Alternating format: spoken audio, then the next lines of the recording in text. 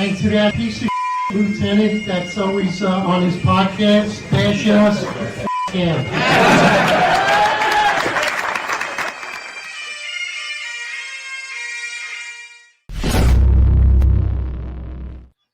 Attention, roll call. That's right. Good morning, everybody. 8:05 live Eastern time. And, of course, it's Wednesday with the Finest Unfiltered. Today, we actually have a roundtable talking about the Knicks fans rioting in New York City, especially at Bryant Park. Normally on Wednesdays, we do our interviews, memorialize careers, speak with politicians or all different walks of life. But today, it's too hot. Talk about Knicks fans rioting in New York City, what's going on with it, the statement in response from Madison Square Garden, and what everyone's thoughts are. What are you thinking right now? I mean, listen, being former NYPD myself, being a former lieutenant, I mean, the NYPD was once the go-to policing. And watching the clips I've seen on social media, the different clips, the different angles, different perspectives on fans just riding right in front of the police's presence. I see some of the cops there. There's no base in their stance. I get it. I've seen some of those fights. I don't expect you to jump right in the middle. I get it. I'm not expecting you to do that. But I don't even see some type of oomph in your stance. I see some of the cops. They just look so lackadaisical. They look kind of clueless to me. There's no stance. There's no readiness. And so I ask myself, I say, well, are they getting orders to kind of just do nothing? Is it themselves? What's going on there? I'm watching these cops, and it just, I don't know. It's a disappointment. I just look at the way they look in the uniform, the presence, and they just look unsure and confused and in a fog. And so those are the questions I ask. And what are you guys thinking? Is it the leadership tell them to stand down, do nothing, and they just don't know what to do with themselves? Is it the cops themselves? I think it's a combination of both. I always blame things on leadership because that's where it starts. So let's get into this conversation. I mean, it's embarrassing. Listen, I'm outside New York, and people always ask me, what's going on there? What's going on? The NYPD was once, I mean, those were the guys everybody knew. Don't mess with the NYPD. And now it's a different conversation. So good morning, guys. Good morning, John. Good morning, Marlon. Let's jump into this conversation. John, what do you got? It's not your daddy's NYPD anymore. You know, it's not the NYPD that we worked for. I think even I was caught off guard about what happened. I figured the outer boroughs were going to have a big problem. I wouldn't have guessed that a watch party that was properly staffed outside of Bryant Park. There was about 7,000 attendees. NYPD sent about 900 cops. They also had hundreds of cops on standby throughout the city. Hundreds of people in the detective squad on standby throughout the city that never got deployed, which is beyond me. I'm still trying to figure that one out. But I was like, because, you know, I said it here. I was like, look, nothing's going to happen around Madison Square Garden. Like we said that on Monday. Like nothing's going to happen. They're gonna be the police around Madison Square Garden. You're going to see a turnout like you never seen around the Garden. And that's what happened. There was absolutely nothing around the Garden. But I thought the same would be true for Bryant Park. And I was wrong. I was severely wrong. And I think what we witnessed Monday night was that all of the lies that we continuously have been reporting on for 3 years, they matter. They have effects. They have consequences on public safety. You know, what the one thing that we've been talking about here for a long time, and I mean, it's so evident. I mean, you know, I'm in Florida. I go through the city. I go through South Carolina. I have friends that are my age and younger that are no longer on the job that should still be on the job for about 10, 15 more years. And I'm like, what happened to this profession where like 25 years was like the minimum that people would do? Lieutenants did 30, 35 years. Lieutenants weren't leaving, going to do security jobs, weren't becoming podcasters, weren't doing any of this stuff. Like it just didn't happen. So you see all of the attrition, you see all of the experience flood out the door, and yet you see city council after city council hearing, no, everything's good. You know, we're keeping up with attrition. The hiring's fine. We have experience. Everything's good. The head count's at what it should be at.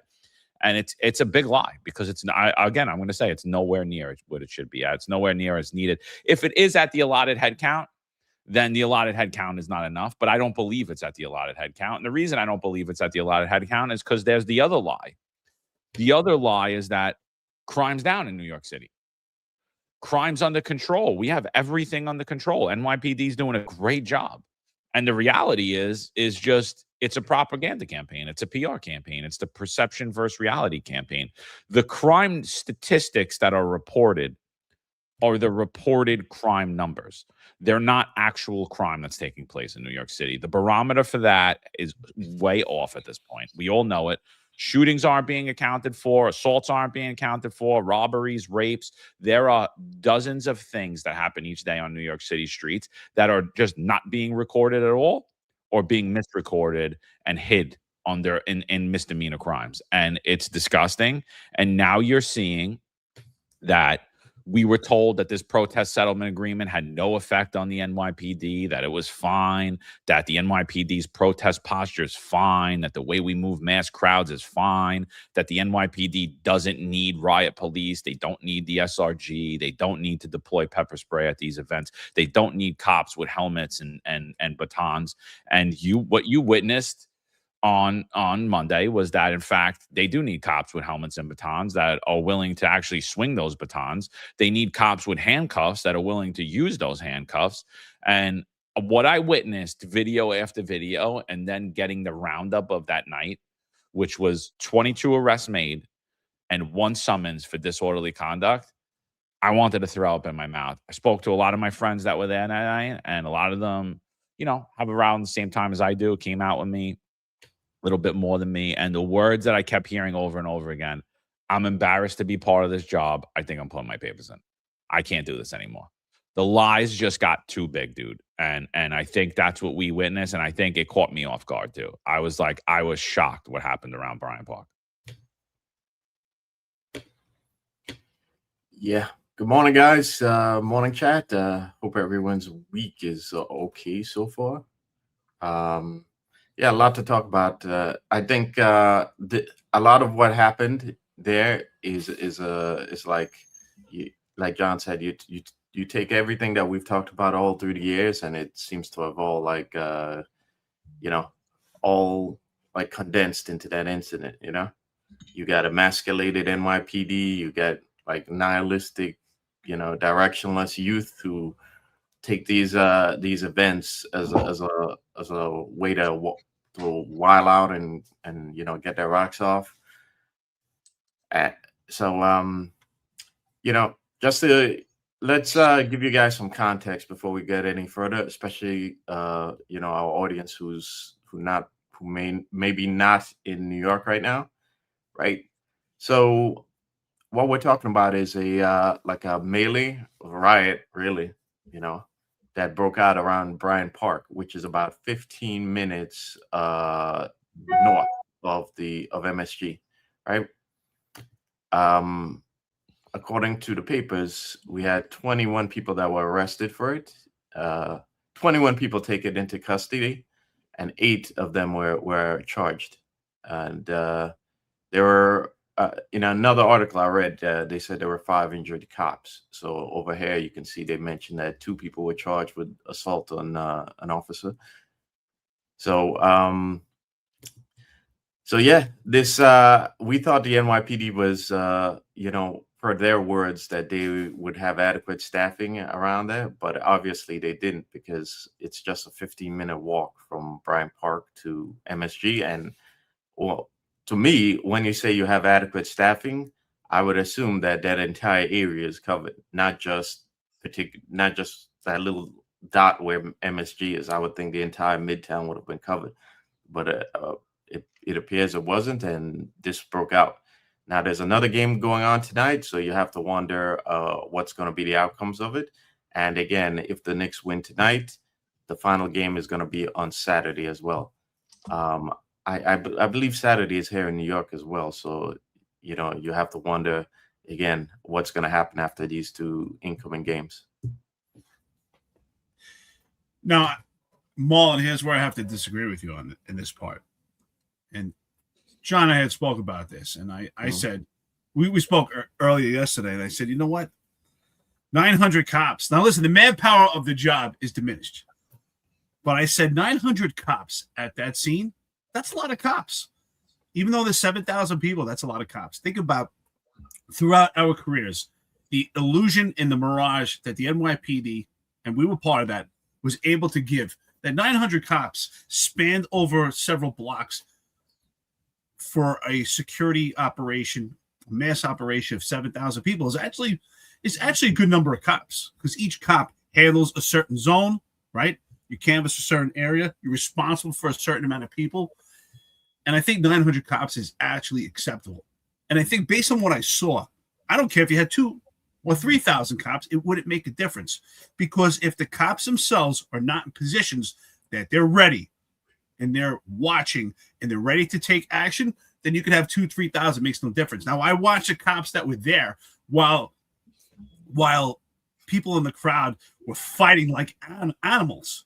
And the cops, as I said before, I don't expect you to jump in the middle while punches are being thrown, but I sure expect you to start giving directions, pointing at them, start to coordinate with the other cops and figure out what you're going to do instead of just standing there with arms just dangling, just gangling there and with no base in their stance and ready to take action and to move in as operators, as cops. Now this is a conglomerate amount of issues here. This is not just the cops themselves. The entire system has been weakened. We talk about this is like the boiling point. You have a bottle and you keep just putting stuff in the bottle that can only hold so much, and that's what's happening here. New York City never intended on the Knicks winning or being in the championship, in the NBA Finals and in the championship, and actually having games in New York City. And now everything's being exposed. The weaknesses of the NYPD, the leadership, DEI, this protest settlement, our city council, everything is now coming together and being exposed in one. Because the protest settlement, now we've told you, we sound the horn for several years. Myself and John, we did a podcast about the protest settlement over 2 years ago when I was in Malaysia, almost 3 years ago. I remember I was in Malaysia, and I remember, okay, I hope I got good service now. And we did an episode about the protest settlement. Back then, Eric Adams was about to veto it. We weren't sure if he was going to, but I'm sure he was watching the Finest Unfiltered, and he vetoed it, but it didn't matter because the city council went forward with the protest settlement. We warned everyone how detrimental that protest settlement is. You see, he didn't veto that. He signed it into law, him and Caban, and he cheated. He didn't veto it. You're thinking a different bill. I am thinking of a different bill. You're right. When it comes to, you're right. I'm glad you actually brought that up. You're right. When it comes, I was thinking of a different one, but you're right. I think we were talking about the how many stops act. That's what it was. Yeah. He vetoed that. Because we did an episode of that also. But when we talk about the protest summit, you're absolutely right. And actually, he actually cheerleaded it and said, oh, this is a potentially good thing. So here we are. It weakened the police department. 22 arrests. 22. That means 22 people taken into custody, but only 8 people charged. That means the rest were released on summonses or avoided arrest. Think about that. In a crowd where people acting like savages. Why? Because cops cannot take action themselves. They need someone in charge because of protest settlement to make that decision for them. And guess what? I don't care if it's 1950, 1900, 1859, or 2026. When those handcuffs come on and you start slapping on people's wrists, things start to seize. And it's a complete different stance right now. And then we don't want the boogeyman, who was the cops, wearing militarized gear. God forbid they were wearing batons. God forbid they were in positions wearing helmets, that they were ready to take action. So we have all this conglomerate of issues that have weakened the police department, and it shows the NYPD cannot handle these situations. So people are not safe. So people that want to have a good time, people that want to exercise their First Amendment activities, because according to Zoran Mamdani, that's why SRG should not be present, because of First Amendment activities. So because of SRG, people can have a good time, and the animals that are acting like savages can be arrested because of SRG and specialized units in the NYPD in New York City, in the NYPD itself. But now, because it's so weak, no longer can people actually go out and have a good time in response to an NBA Finals. And if the Knicks, and they will, if they win the championship this next game, New York City cannot handle this. So my advice to people is stay home, because the NYPD cannot keep you safe. John, what do you think? So I agree. I think 900 cops is a lot for that detail, right? Like I think other cities wouldn't even staff 900 at a event holding 10,000. But the problem is we really don't have 900 cops there. They're 900 numbers. They're 900 bodies. And the reason that Madison Square Garden was successful is because it was way over policed. It shut down nearly all of traffic around Madison Square Garden. And that's basically the only effective tool that the NYPD has left, is to over police zones. That's it. Shut down, restrict pedestrian and vehicular traffic. And that's the only way they're able to control anything going forward. Because what I didn't realize is how emasculated the NYPD actually is. I knew that they were emasculated. I knew it was a different stance. The other issue that I didn't talk about on my last go around was the DEI. Bringing in unqualified people because we need women, we need people of color, we need Asian women, we need this, we need that. And what you see is people that really can't handle themselves wearing that uniform as individuals. When I was a cop, it was really not, it was like you could go into a bar and throw a dart. You walked up to a cop and you thought you were going to be aggressive and you were going to act in a violent and tumultuous behavior towards a cop in a threatening manner. It was simple what would happen to you. You'd get punched right in your face and you'd get placed in handcuffs and you'd spend the night in jail. Today, you could throw a dart in the bar and walk up to any cop and act in violent, tumultuous manner, even put your hands on the cop. And more than likely, nothing's going to happen to you. That cop's not going to physically defend himself, nor is he going to look to arrest you. And even if he does arrest you, you're not going to spend any time in jail whatsoever. So I think we've weakened the rank and file significantly. But when I look at these events like this, like the Bryant Park, we say we have 900 cops there, but we don't. We really only have one person there, because what the protest settlement agreement did that Eric Adams cheered on, he said was going to revolutionize policing and protect First Amendment abilities. And, Ed Caban cheered it on. They said it was great. Me and Eric were howling at the moon, telling everyone this is really bad and this should not happen whatsoever. Like, this is really, really bad. This is going to emasculate police. This is stripping police of arrest authority. What it did is you have 900 cops there. You have the majority of those cops, the overwhelming majority of that 900 is going to be made up of cops, detectives, sergeants, and lieutenants. According to the protest settlement agreement, according to that agreement, what you're witnessing here, what I have up on screen right now, is in the middle of Bryant Park, right outside, these kids ripping down a bus side on a street where there's supposedly 900 cops. But like I said, there's really only one, because what you're witnessing here is a crime. It's called criminal mischief. It's also called inciting. It's unlawful assembly. It's disorderly conduct because they're blocking pedestrian and vehicular roadways. So it's two different forms of disorderly conduct. There's a lot happening here. They're disregarding orders from the cops. So you figure OGA on top of that as well.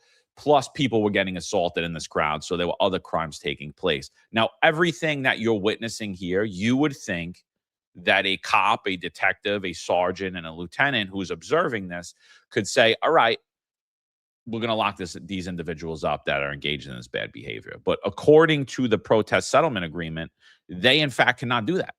So although we were cited as spreading misinformation, we were 100% correct in the fact that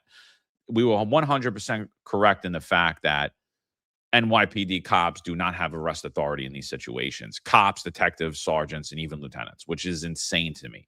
So it puts the onus on captains. So you say, okay, well, how many captains were at that scene? So 900 cops, maybe there were about 4 or 5 captains, maybe a little bit more. Let's say there was even 10 captains. It really, because the truth of the matter is this. So you're like, all right, so there were 10 people there that could make that decision. And it's like, no, there wasn't. Because if you read further into the protest settlement agreement, the captain doesn't even really have arrest authority. Captain's been emasculated of arrest authority. Oh, so it's a deputy inspector. No, it's not the deputy inspector. No, it's not. Oh, so it's an inspector. No, it's not an inspector either. It's not a chief. It's one person in one police plaza who's going to confer heavily with legal prior to making a decision.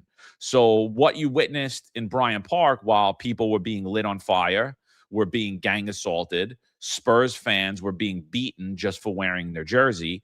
What you witnessed during that time, you saw cops standing around with their hands in their pocket, and you're like, wow, I can't believe it.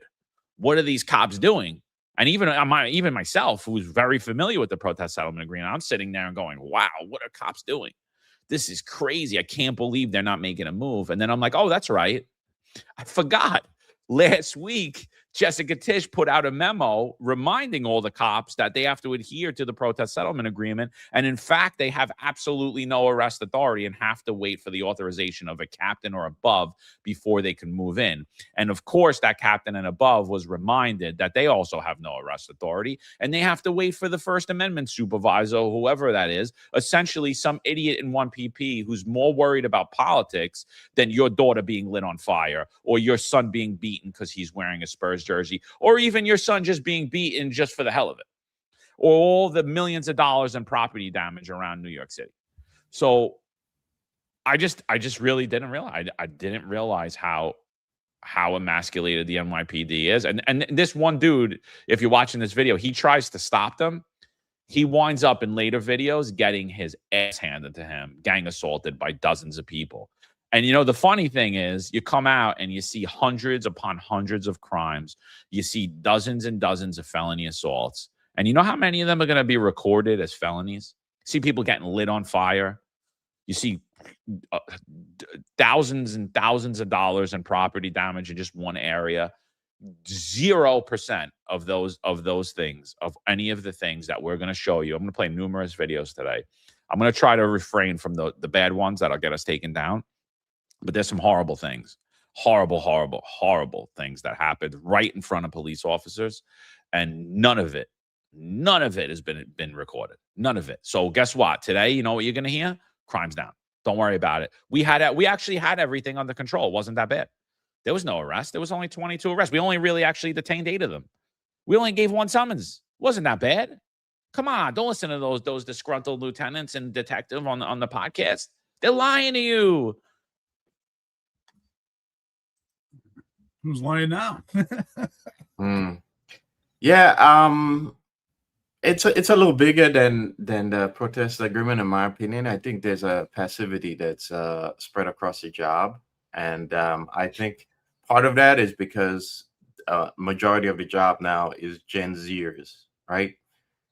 Last time we checked on it, that number was 60%. Now this was last year.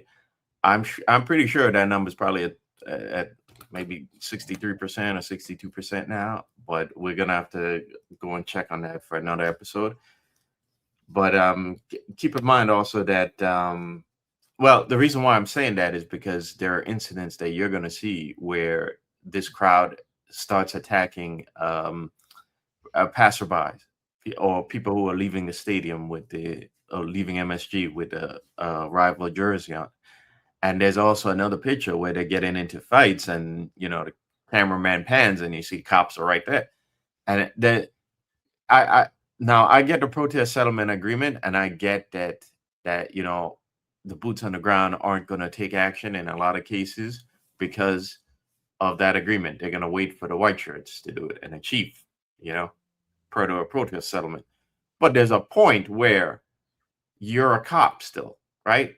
You know, you're a cop and you see things getting out of hand, and screw the protest settlement. You know, at that point, it's not about, you know, this isn't it goes beyond that, and you have to take action before somebody gets hurt or killed here, you know, and instead you're seeing cops, you know, and certainly in that video that we're going to play, you see the cops just standing around seemingly waiting for a, you know, I guess maybe a boss to tell them what to do, you know.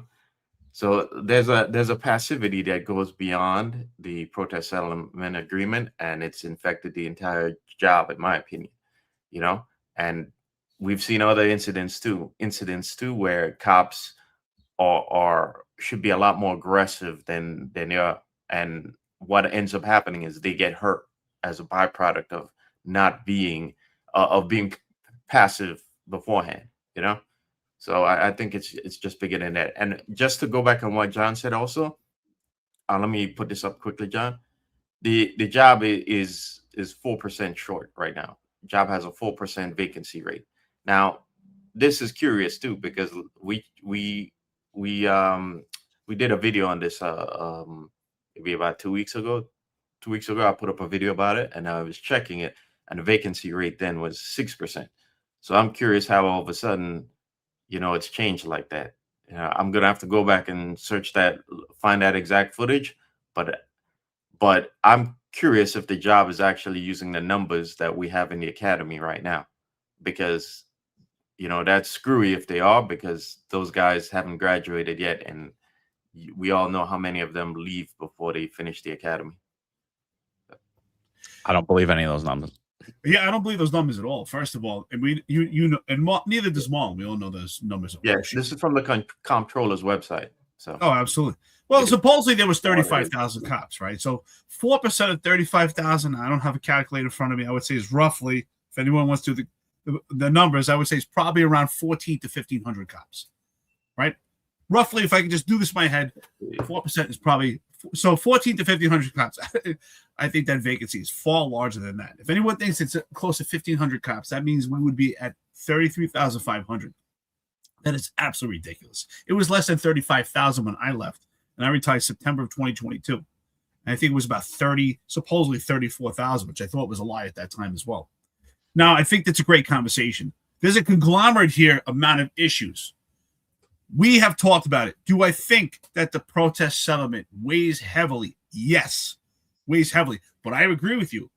That's why everything weaves into this conversation. DEI, we have cops that are just not ready to be cops. Because, in my opinion, I do believe, for instance, and there's a lot of active retired people in the chat, and you fall into this category also.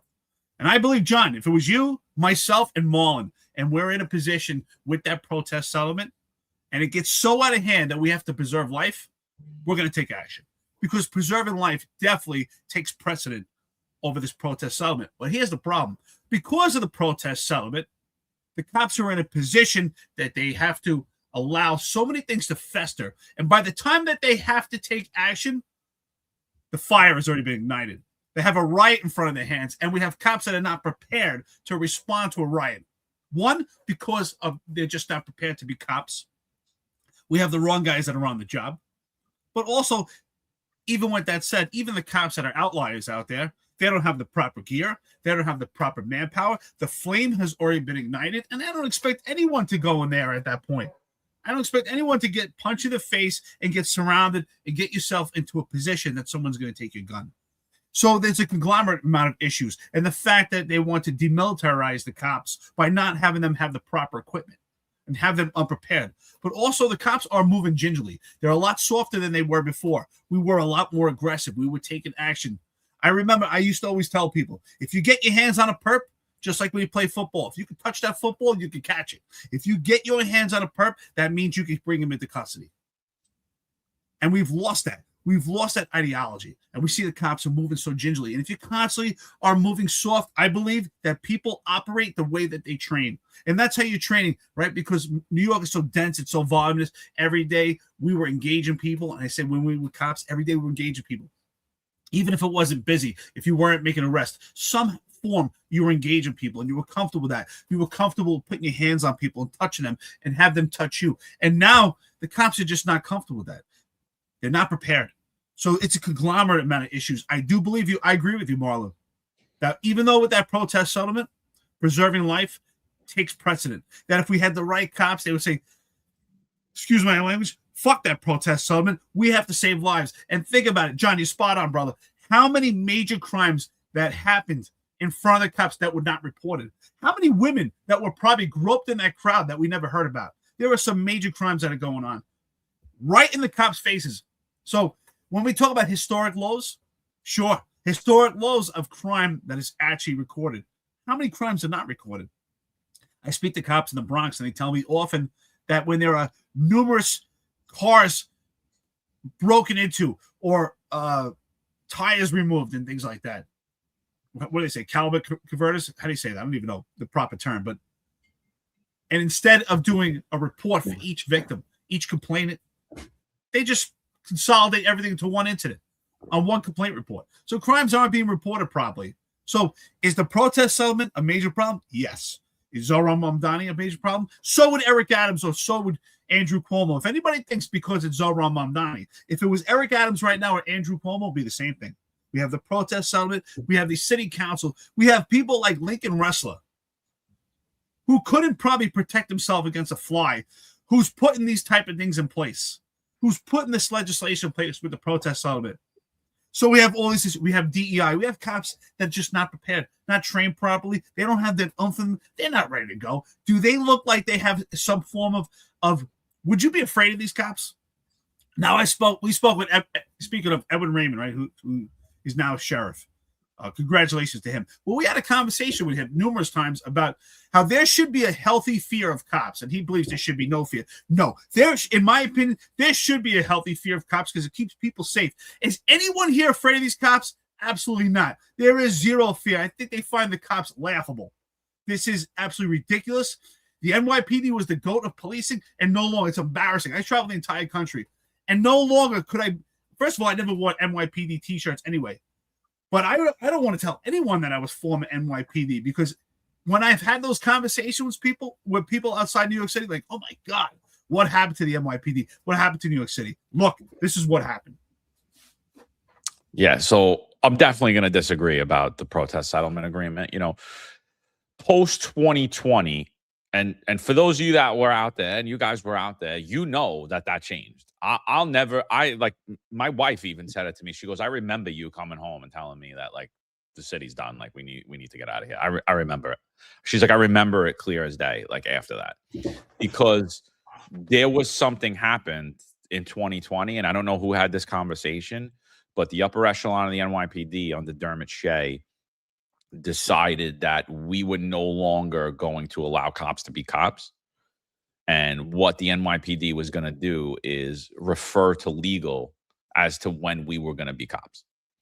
And anyone that broke rank, it was basically anyone that broke rank was picked out of the hat. They were left for dead. Like, look, Eric didn't even break rank. He followed the orders. He followed the orders of what Chief Monahan told them to do. And what'd they do? They tried to fire Eric. That's right. They tried to fire him for waiting. They were sitting there waiting. And I know Eric and all his guys wanted to go. They didn't want to sit there and wait. They were like, what are we doing here? What's happening here? What are we doing here? This is getting really bad. We're letting it get more people here. They're getting crazy. What are we doing here? What are we doing here? What are we doing here? And then when they tried to move in, when they moved in, waiting for a 3-star chief of department, they were still thrown under the bus. So what happened is, over this next 6 years under Adams, all of these cops have been trained. The cops that handle these details, they've been trained that they will not break rank. So I don't blame any cop for not moving in and taking independent action, because if you did, it's basically like saying, no, I'm not going to take that vaccine for a disease that I already have antibodies for, a disease that I was given, a vaccine that doesn't even help because all of you keep getting something. It's the same thing. You will immediately be removed from the New York City Police Department. Maybe you won't be fired. Maybe they won't say, oh, you helped that person, you'll be fired. But CCRB is going to do you in. The city council is going to come after you, and any mistake you made, you will be terminated. You will be left out. Your union will not know your name. Oh, nah, Mo, no, we could do, Mo. Needs the department, Mo. I don't know why they're doing that to you, Mo. I don't know what it is. And so it's really hard for a lieutenant, a sergeant, a cop, or a detective when you're standing there and there's some emasculated, self-neutered white man with two or 3 stars on his thing running around with a bullhorn telling you to stand in line, stand down, stand down, stand down. You're going to wait for orders, no independent action. We have to follow the protest settlement agreement. The police commission is blinging you with emails prior to you doing these details. You have to follow the protest settlement agreement. You have to wait for authorization. You can't move in until you have that authorization. Bling, bling, bling, whatever it is. I personally think it all stems from the leadership. Now, I could take those little roly-poly fat girls and those little roly-poly cops, fat cops, guys, and I could still be the police as a leader if I let them be cops and I give them the tools they need for success. But they've been stripped of those tools, not only by the protest settlement agreement, but by the leadership in the NYPD who's strictly adhering to it. Because in these situations, you could actually circumvent the protest settlement agreement, but they don't have the spine or the balls to do so. So they will not do it. They don't have the know-how to do it. So I'm saying right now, I don't blame the rank and file cops for not doing it. And here's the other thing. I've even when we were the police, there's a massive brawl. You and your partner roll up and there's 15 people brawling on a street. Are you running in front of punches? I'm not. You know what I'm doing? I'm going over the loudspeaker. I'm calling for more cops. I'm putting my lights and sirens on. I'm yelling stuff over the loudspeaker. And if it gets real brutal, I'm getting out and I'm macing the entire crowd. I'm pepper spraying the entire crowd. And by the way, you see these videos. You see what happened on Monday night. I'm just going to double down. City Council wants to go even further. Chi Osei, councilman, Democratic Socialist, he has the Curb Act in place, which I think has the potential to pass. What does Chi Osei want? He doesn't want the strategic response group to be able to be called into situations like this. And FYI, another thing I said that the strategic response group will be out in force. They might have been at the Garden, but they certainly weren't deployed here until way after the fact.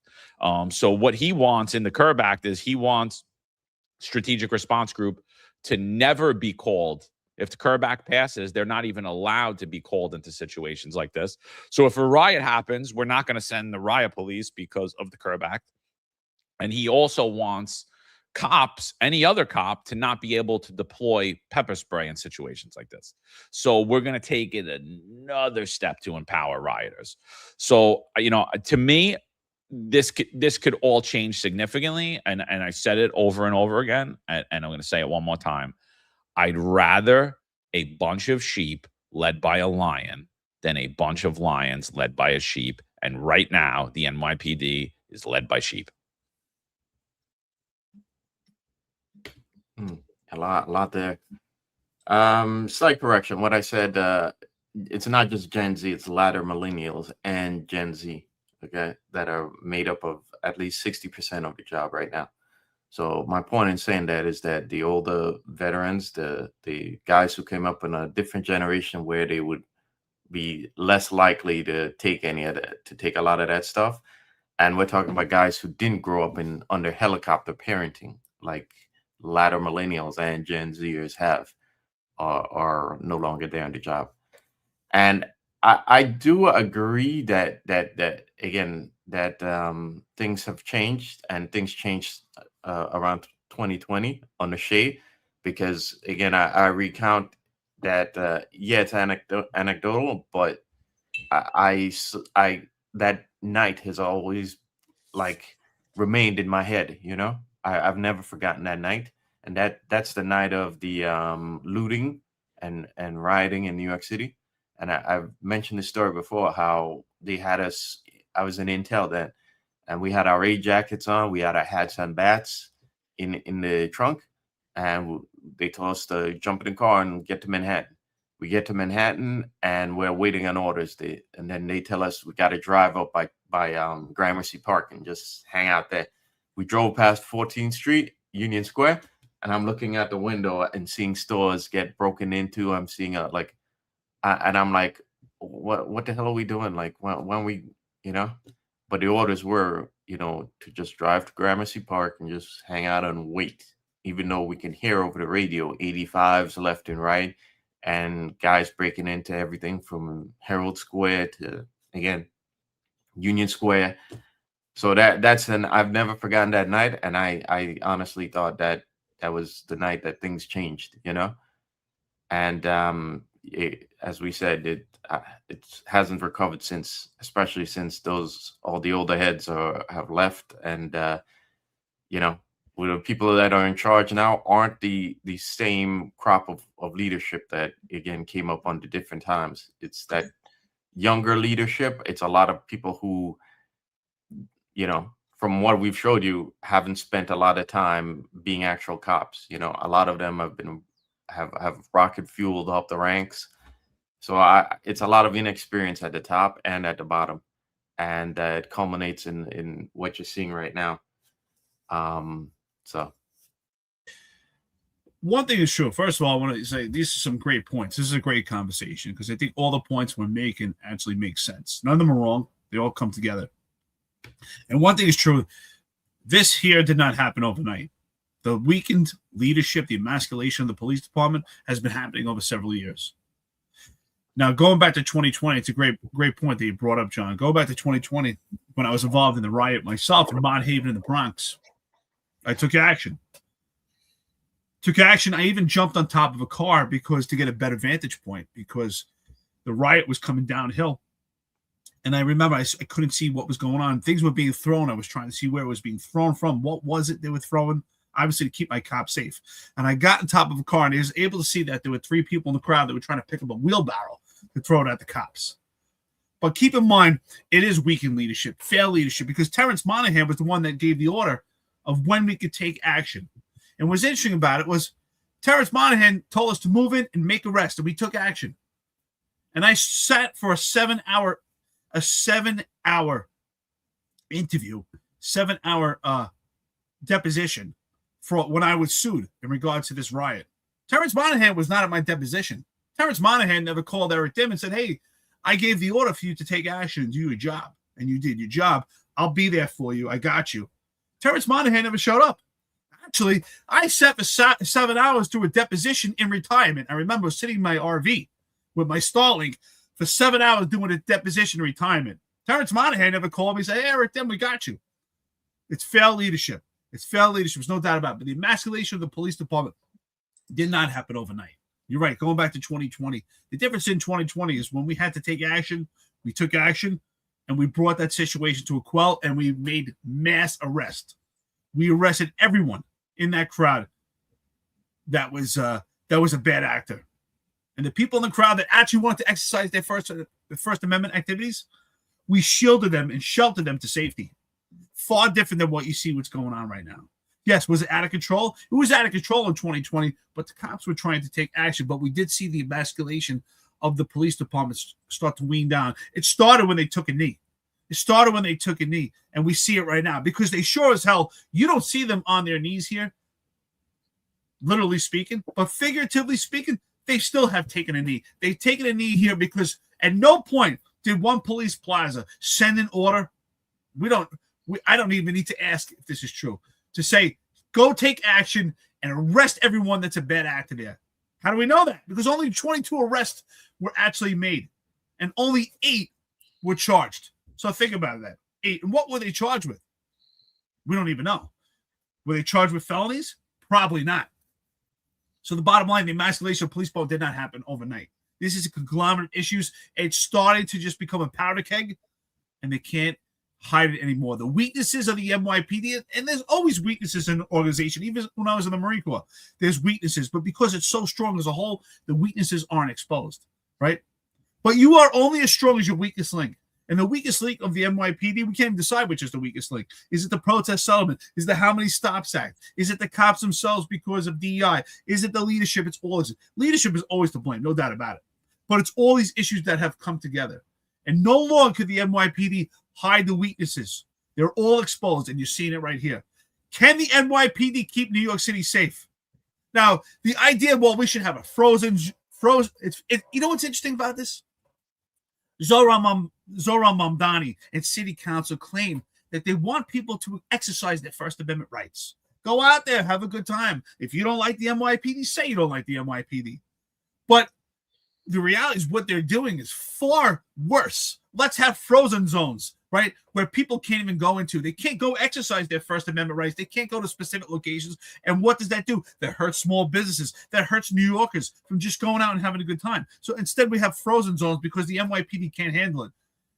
Bullshit. People should go out there and have a good time, and the NYPD should be ready with helmets and batons and say, you know what, if there's bad actors, we're going to take care of business. But they can't take care of business because the leadership is emasculated. The city council has emasculated them. It's interesting, right? We have people that look like Golden Girls who are emasculated themselves and live a life of emasculation, and then they want to neuter the police department. Hey, because you're neutered, you shouldn't be neutering the police department. And these are the results. So the people that want people to exercise their First Amendment activities have actually barred them from exercising them. Let's have frozen zones. They need frozen zones because they can't handle it. And 900 cops is more than most police departments in this entire country. That's a lot of cops. This is pure bullshit if anyone says they didn't have enough cops. 900. You get 900 guys that are ready to do their job. 900 is plenty. Yeah, somebody made a mention about the one summons saying, oh, how'd you write a summons for in all that chaos? So the rumor is what that summons is that the person that was issued a disorderly conduct summons was actually tasered. How does that work? And then he RMA'd to the hospital. How do you get tasered and not get arrested? Like, how does that work where you get a disorderly conduct summons? So if that's true, it just shows that these cops and these bosses have zero clue what they're doing because they just opened themselves up to a huge lawsuit. Morons. If that's the truth, honestly, like there just needs to be a whole another change. Now, at first, I got to be honest, I was like, how are you going to cancel these watch parties? But now after watching what happened, I'm like, I'm kind of in support of it. I'm kind of in support of it. Just come out and say it. Come out and say it. Like, we suck. We're not able to keep New Yorkers safe. These watch parties, they have a lot of bad actors that show up to them, and it's not safe for you.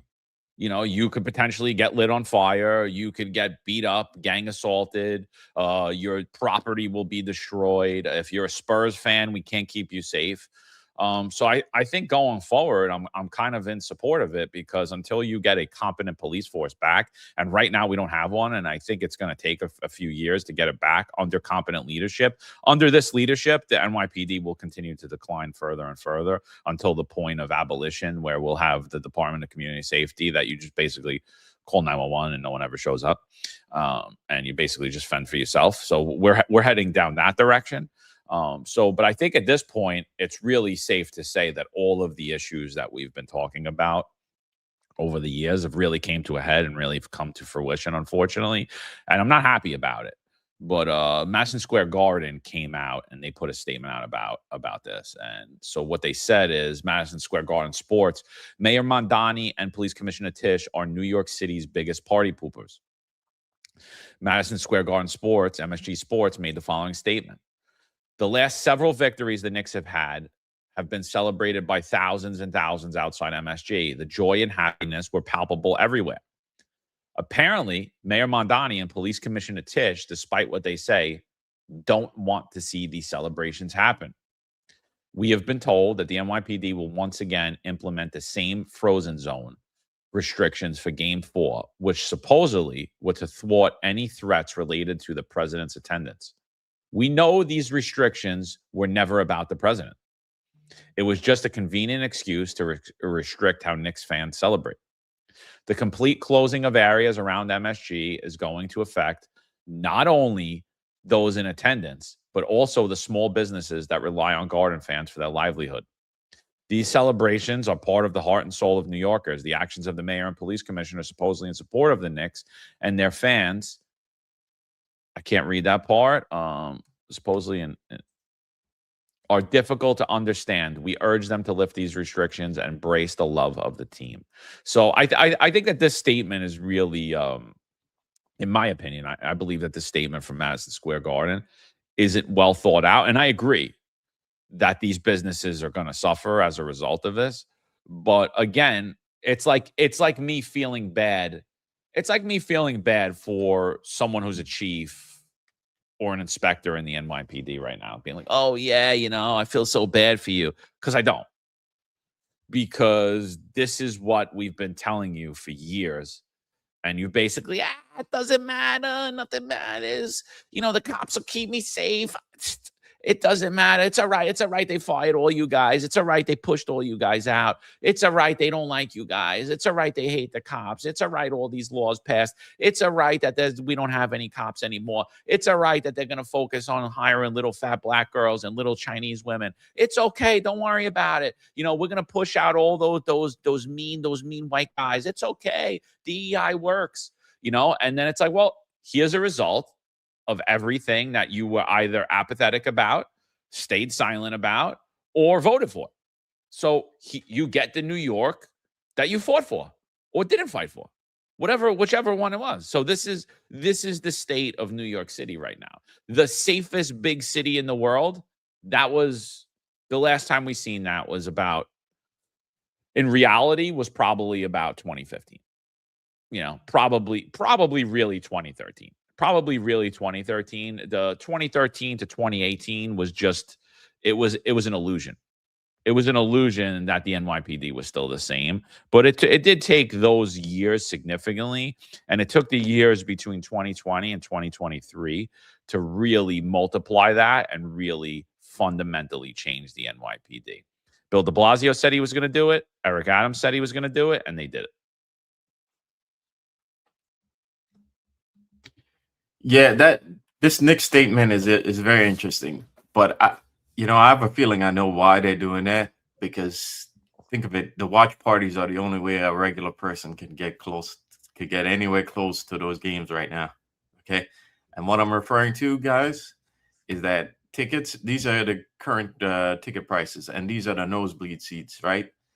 I don't know if you could see it with those words there, but for the so the prices of the Knicks tickets are between $3,500 and $9,000. Okay, and these are the nosebleed seats. Okay, and it's even worse when you those prices are even crazier when you get to closer to courtside, right? We're talking 65,000 and 30K. So the prices are really up there, right? So the watch parties, are the only way the fans can really get anywhere close to those games. And I think MSG doesn't want those watch parties canceled, because then it kind of brings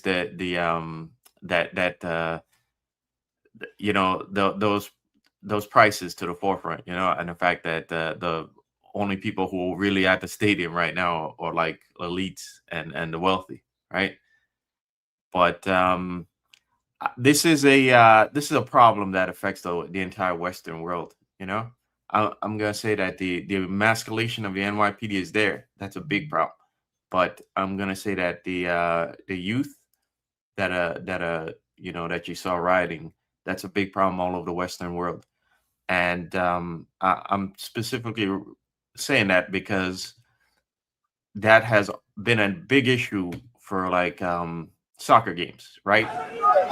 What you're seeing here is post the European Soccer Championship. I think it was PSG won the UEFA Championship. This was on May 30th, right?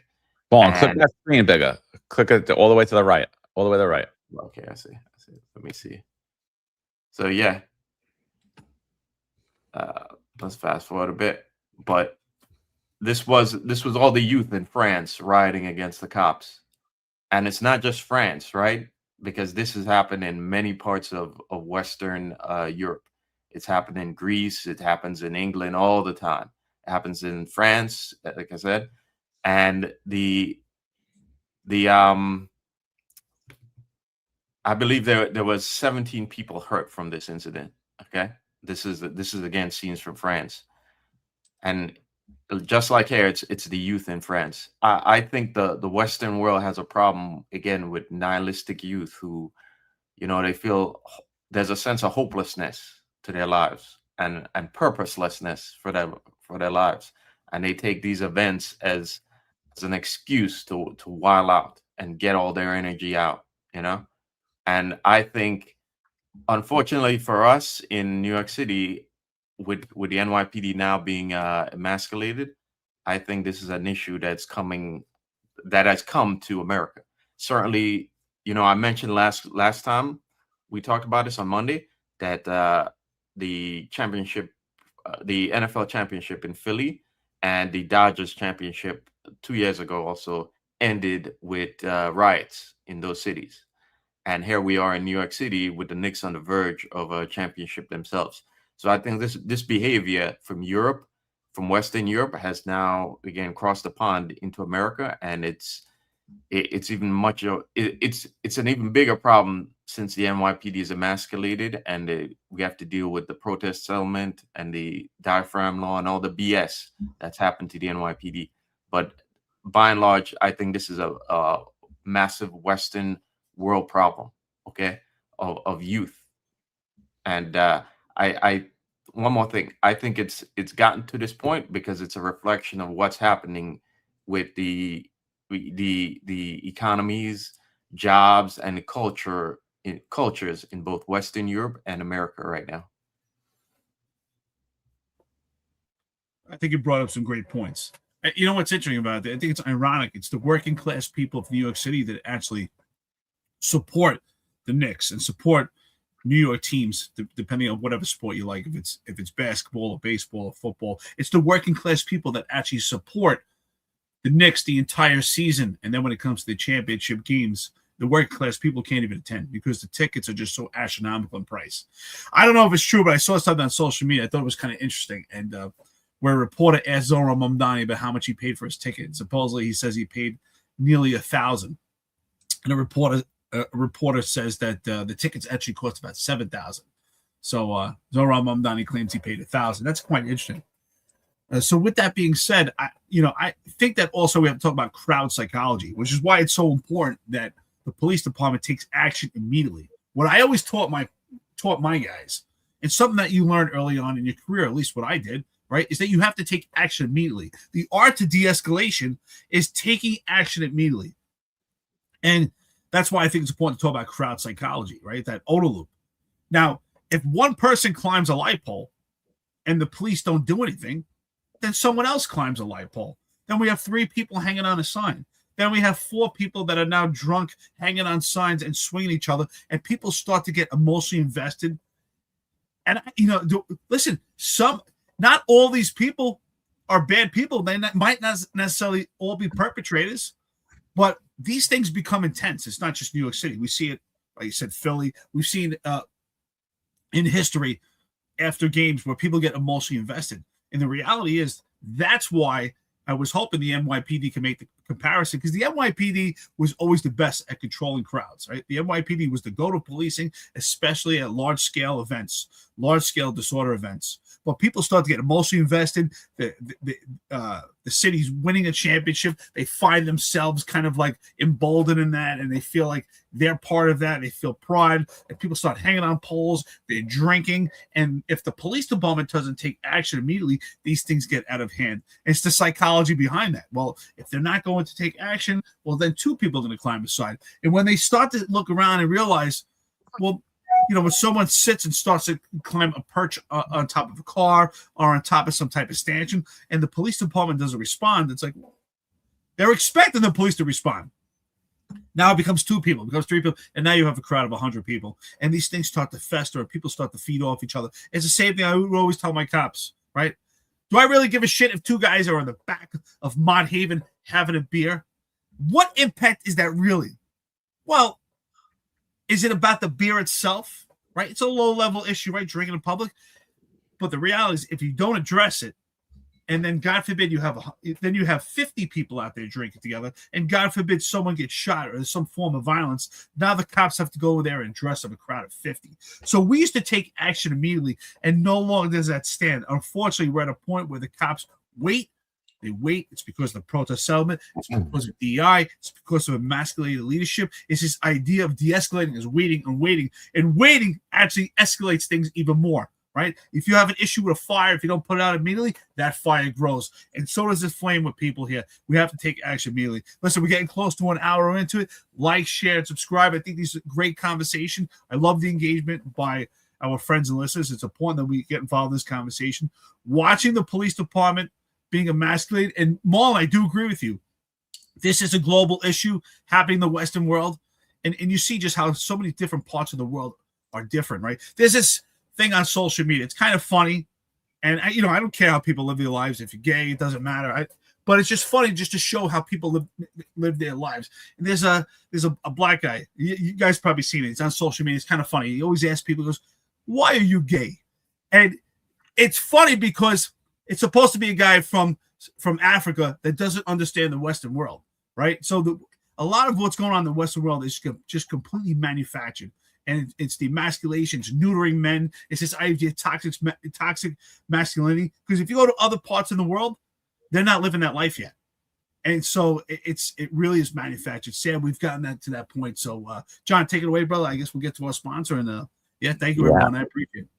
Yeah, absolutely, people. So thank everybody for joining us this morning. We got about 400 people live with us across all platforms. Make sure you share, like out the space. Do us a favor wherever you're watching or listening to it. Click the like button. Click the notification button. And, we're talking about the Knicks fans rioting after NBA Finals Game 3, what could potentially happen tonight. But right now, it's a time from a message from our sponsors, our partners out over at Kalshi. The 2026 primaries are taking shape, and you can trade the biggest political races on Kalshi. On Kalshi, you can trade major primary election outcomes and the biggest political storylines as they happen. Will AOC, Alexandria Ocasio-Cortez, be the 2028 Democratic presidential nominee? Right now, AOC is currently trading at 9.8%, meaning a $100 trade would pay out $960 if she becomes the 2028 Democratic presidential nominee. On Kalshi, you're trading against peers in a live market, meaning there's no house. And as the probability changes, you can buy in and out of your position. For a limited time, download the Kalshi app and use code FINEST to get $10 when you trade $10. KALSHI, Kalshi. Trade on anything. 18 plus only. Restrictions and eligibility requirements apply. Event contract trading involves risk. It may not be suitable for all investors. Prices, values, and available markets may differ from those mentioned. For more information, see kalshi.com/regulatory. All right, yeah, and look, I think this is a really involved conversation. We're gonna do a hard out at 2 hours because it is Wednesday.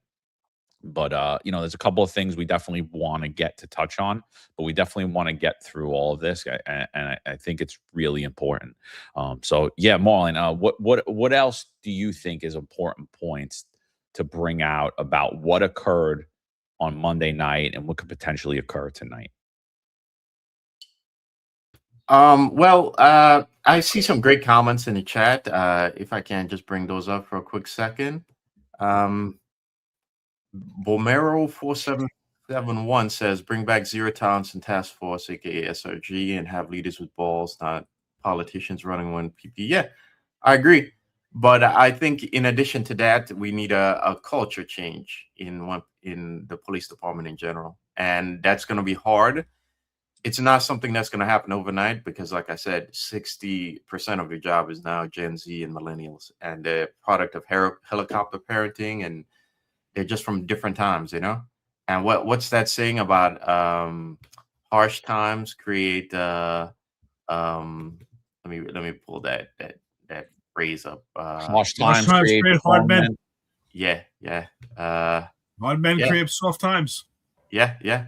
And so I think this might.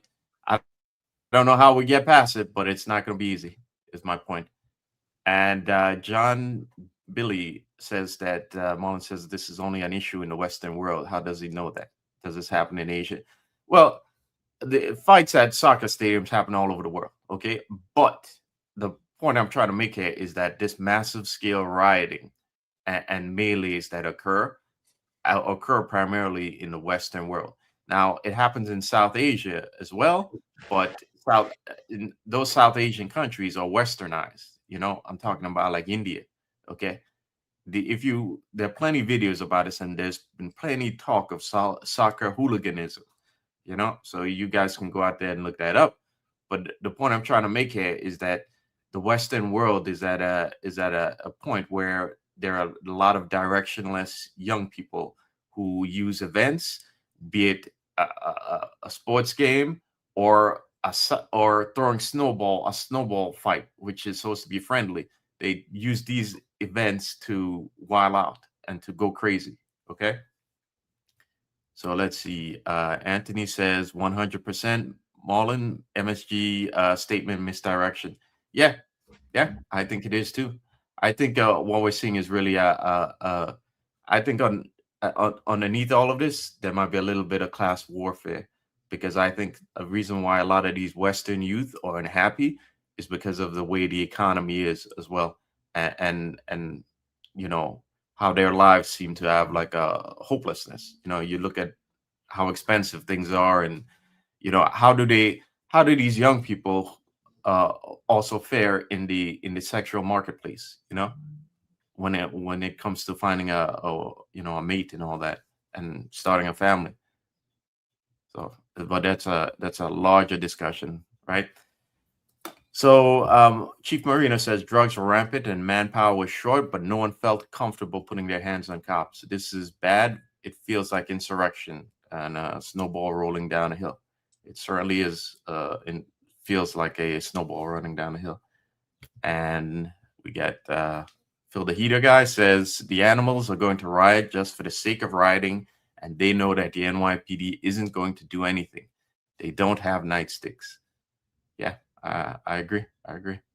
And last, I see QC Beast says Marlon, the white shields and detectives might be Gen Z. What generations are the white shirts who could easily shut this down? I mean, they're older now. They're the older millennials now, and there's still one or two Gen Xers still hanging around. But the point is that, we talked about how leadership are like, they've lost their balls as they've gone up the ranks. So I'm not, I wasn't making any comments about them specifically. I was more so talking about the cops, because there's a point where, again, if you see people fighting and somebody potentially about to get hurt, you're not going to wait for the white shirt to tell you what to do. You're a cop. You're going to wait till that person gets killed in front of you. You got to take action. And that's what I was getting at there. But there are a lot of other comments that we may have missed, but you guys are doing a wonderful job in the chat today. So. Yeah, no, the engagement is great. We love it. Here's another great comment, right? Boston Bob, 0007, great friend to the podcast network. How you doing, brother? Says, if cops were this soft when I was growing up, I would be on a different path. Yeah, you're damn right, brother, right?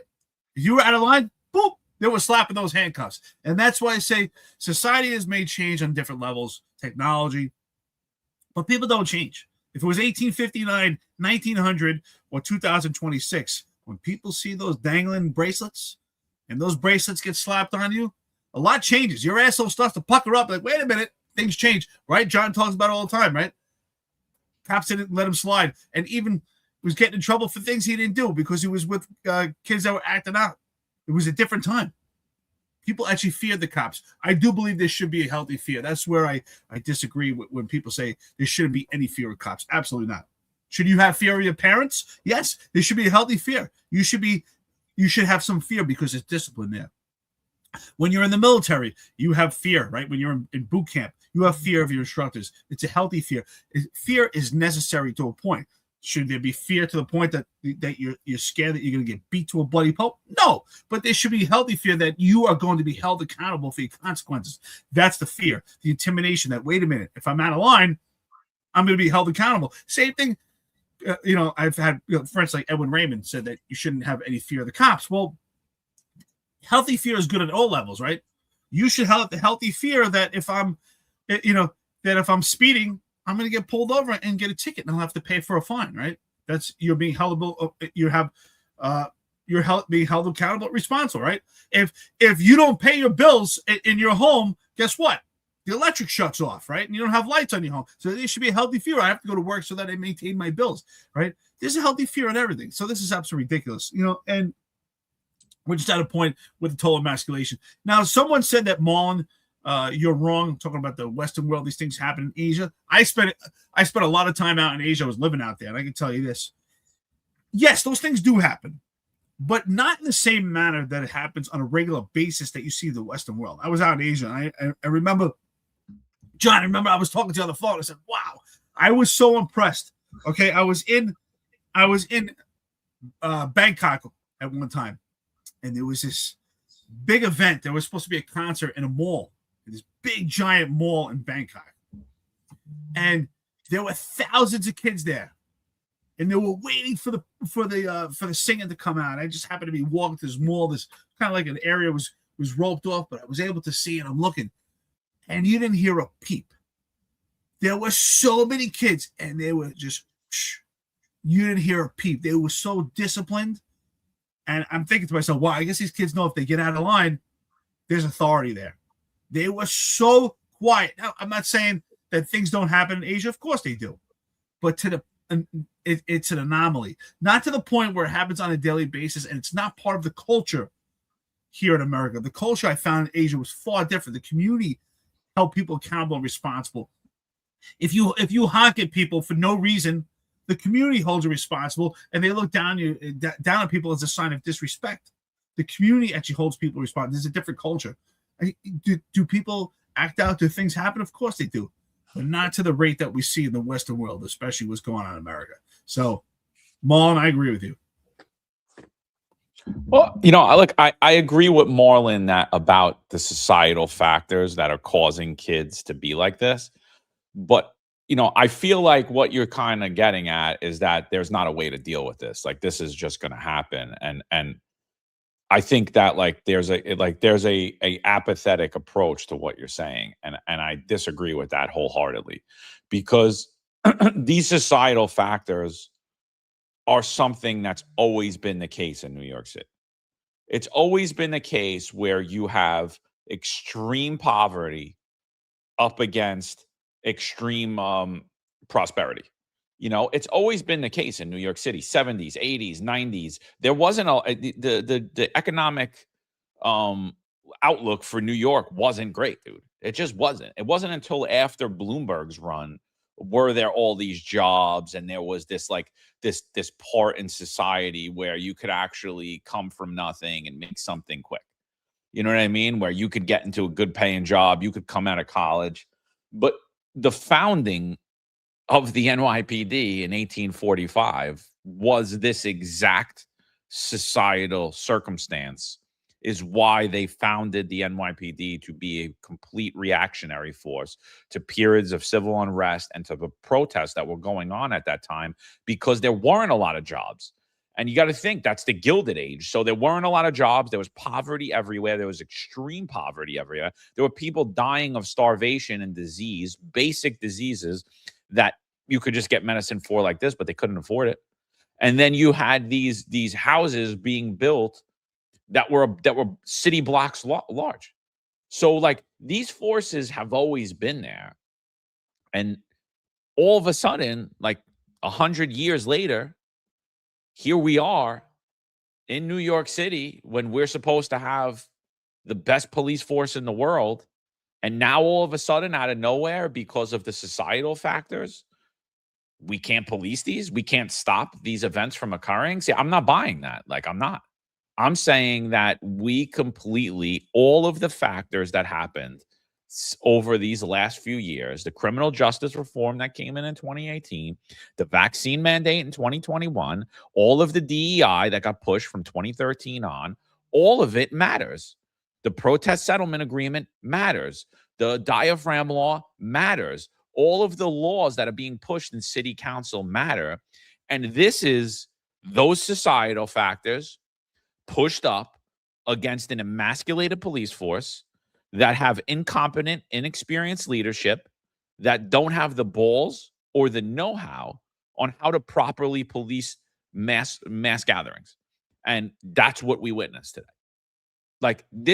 Those societal factors, they're always going to be there, but the societal factors shouldn't spill out onto the streets unless it's completely that's it. We're overthrowing the government. We don't like this anymore. This is going to be another revolutionary war. And that's not what this is. This is just idiots. They're not even Knicks fans. They just found whatever orange or blue thing they had to put on. And they're going, half these kids can't even dribble a basketball. You know what I mean? They're not Knicks fan. You can't even dribble a basketball. You're a Knicks fan. You don't know how to dribble a basketball. Come on. No, you're not. You know what I mean? You're a Knicks fan. You don't know who John Starks is or Anthony Mason is. No, you're not a Knicks fan. Come on. Do you know who Latrell Sprewell is? You don't know? Okay, yeah, you're not a Knicks fan. Do you know Pat Ewing? Oh, maybe you know Pat Ewing, but you don't know any other guys. Do you know Anthony Bonner? Do you know any of these guys? No, because you never watched the game. This is just idiots. This is just idiots taking advantage of situations. And that's what we see at the West Indian Day Parade every year. Every year for Juve, is it the people, the West Indian people celebrating their culture that are the problem? No. But yet, you'll hear cops say it's a cultural issue. No, it's not a cultural issue.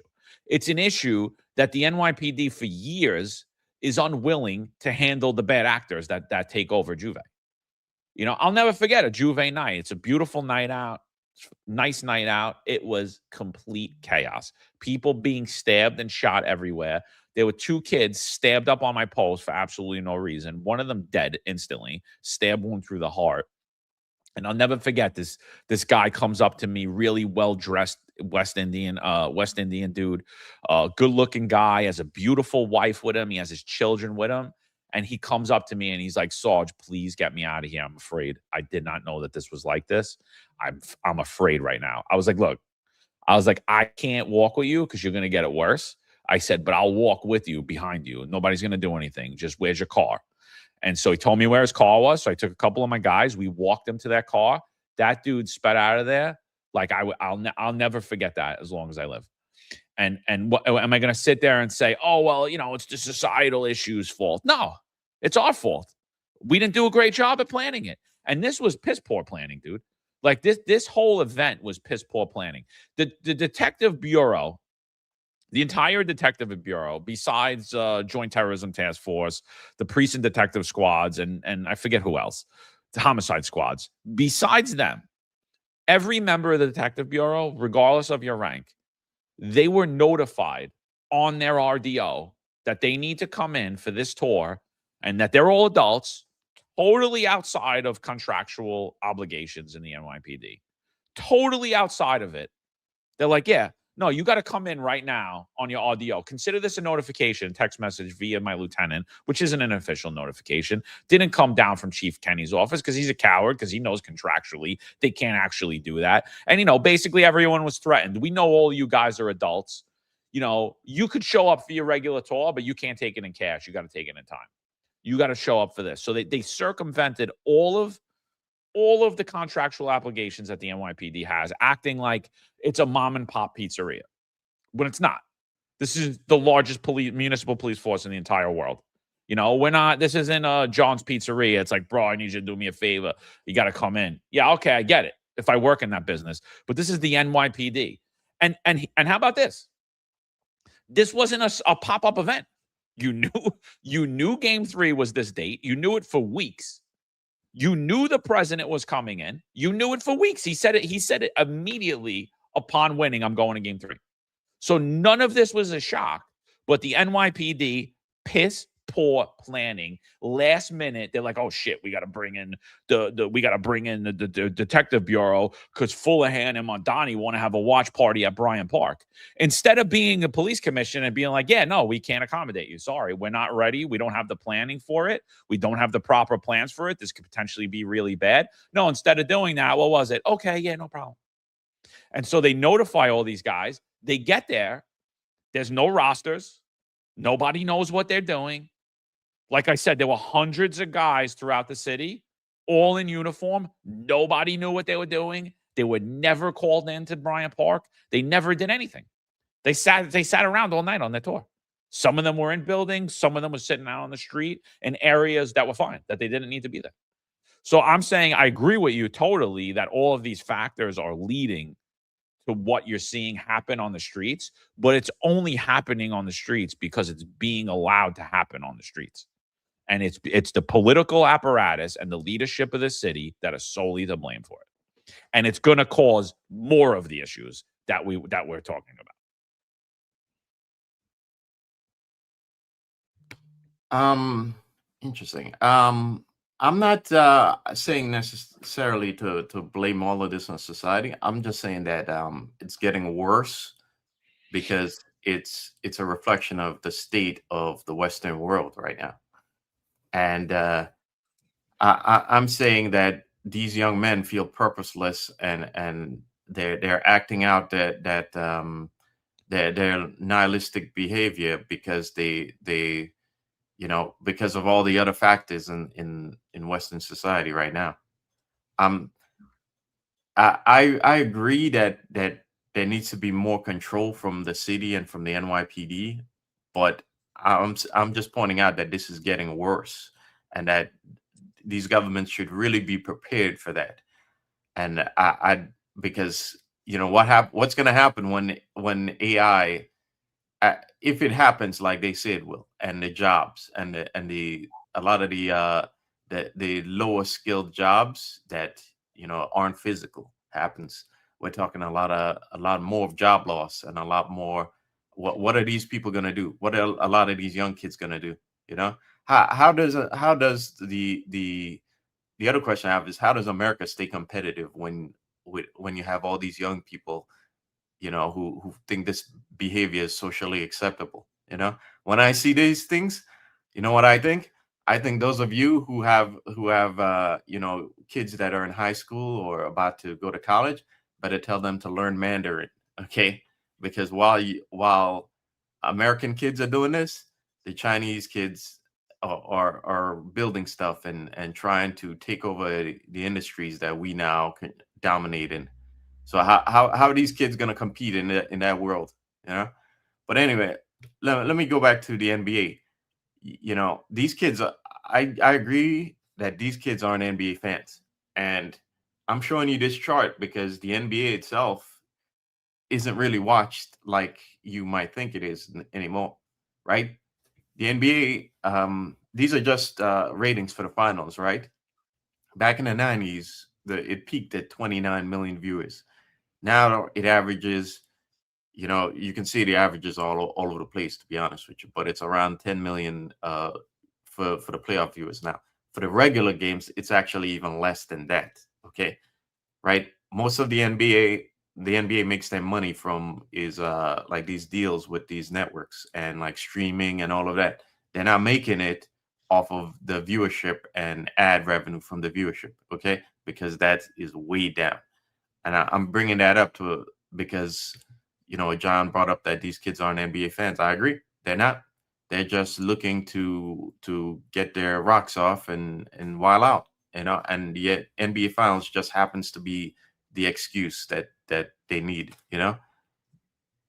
I want to fire back at this comment here. It comes from John Billy. How you doing, brother? Says Eric is suggesting that he wants a Bangkok monarchy in the U.S. because then people would fear cops. People have lost their minds. First of all, that's a straw man argument. That's not what I said at all. What I did make a comparison is how disciplined the kids were because of the community and the culture, and that there is a level of authority there in comparison to what's going on in the Western world, especially what we see in New York City. Community and the culture has changed where we're not holding our children and just holding people in general accountable, even without the police. Now, comparing a monarchy to the U.S. is completely different. It has nothing to do with the police. The monarchy means the form of government, and the form of government there is king and queen, completely different.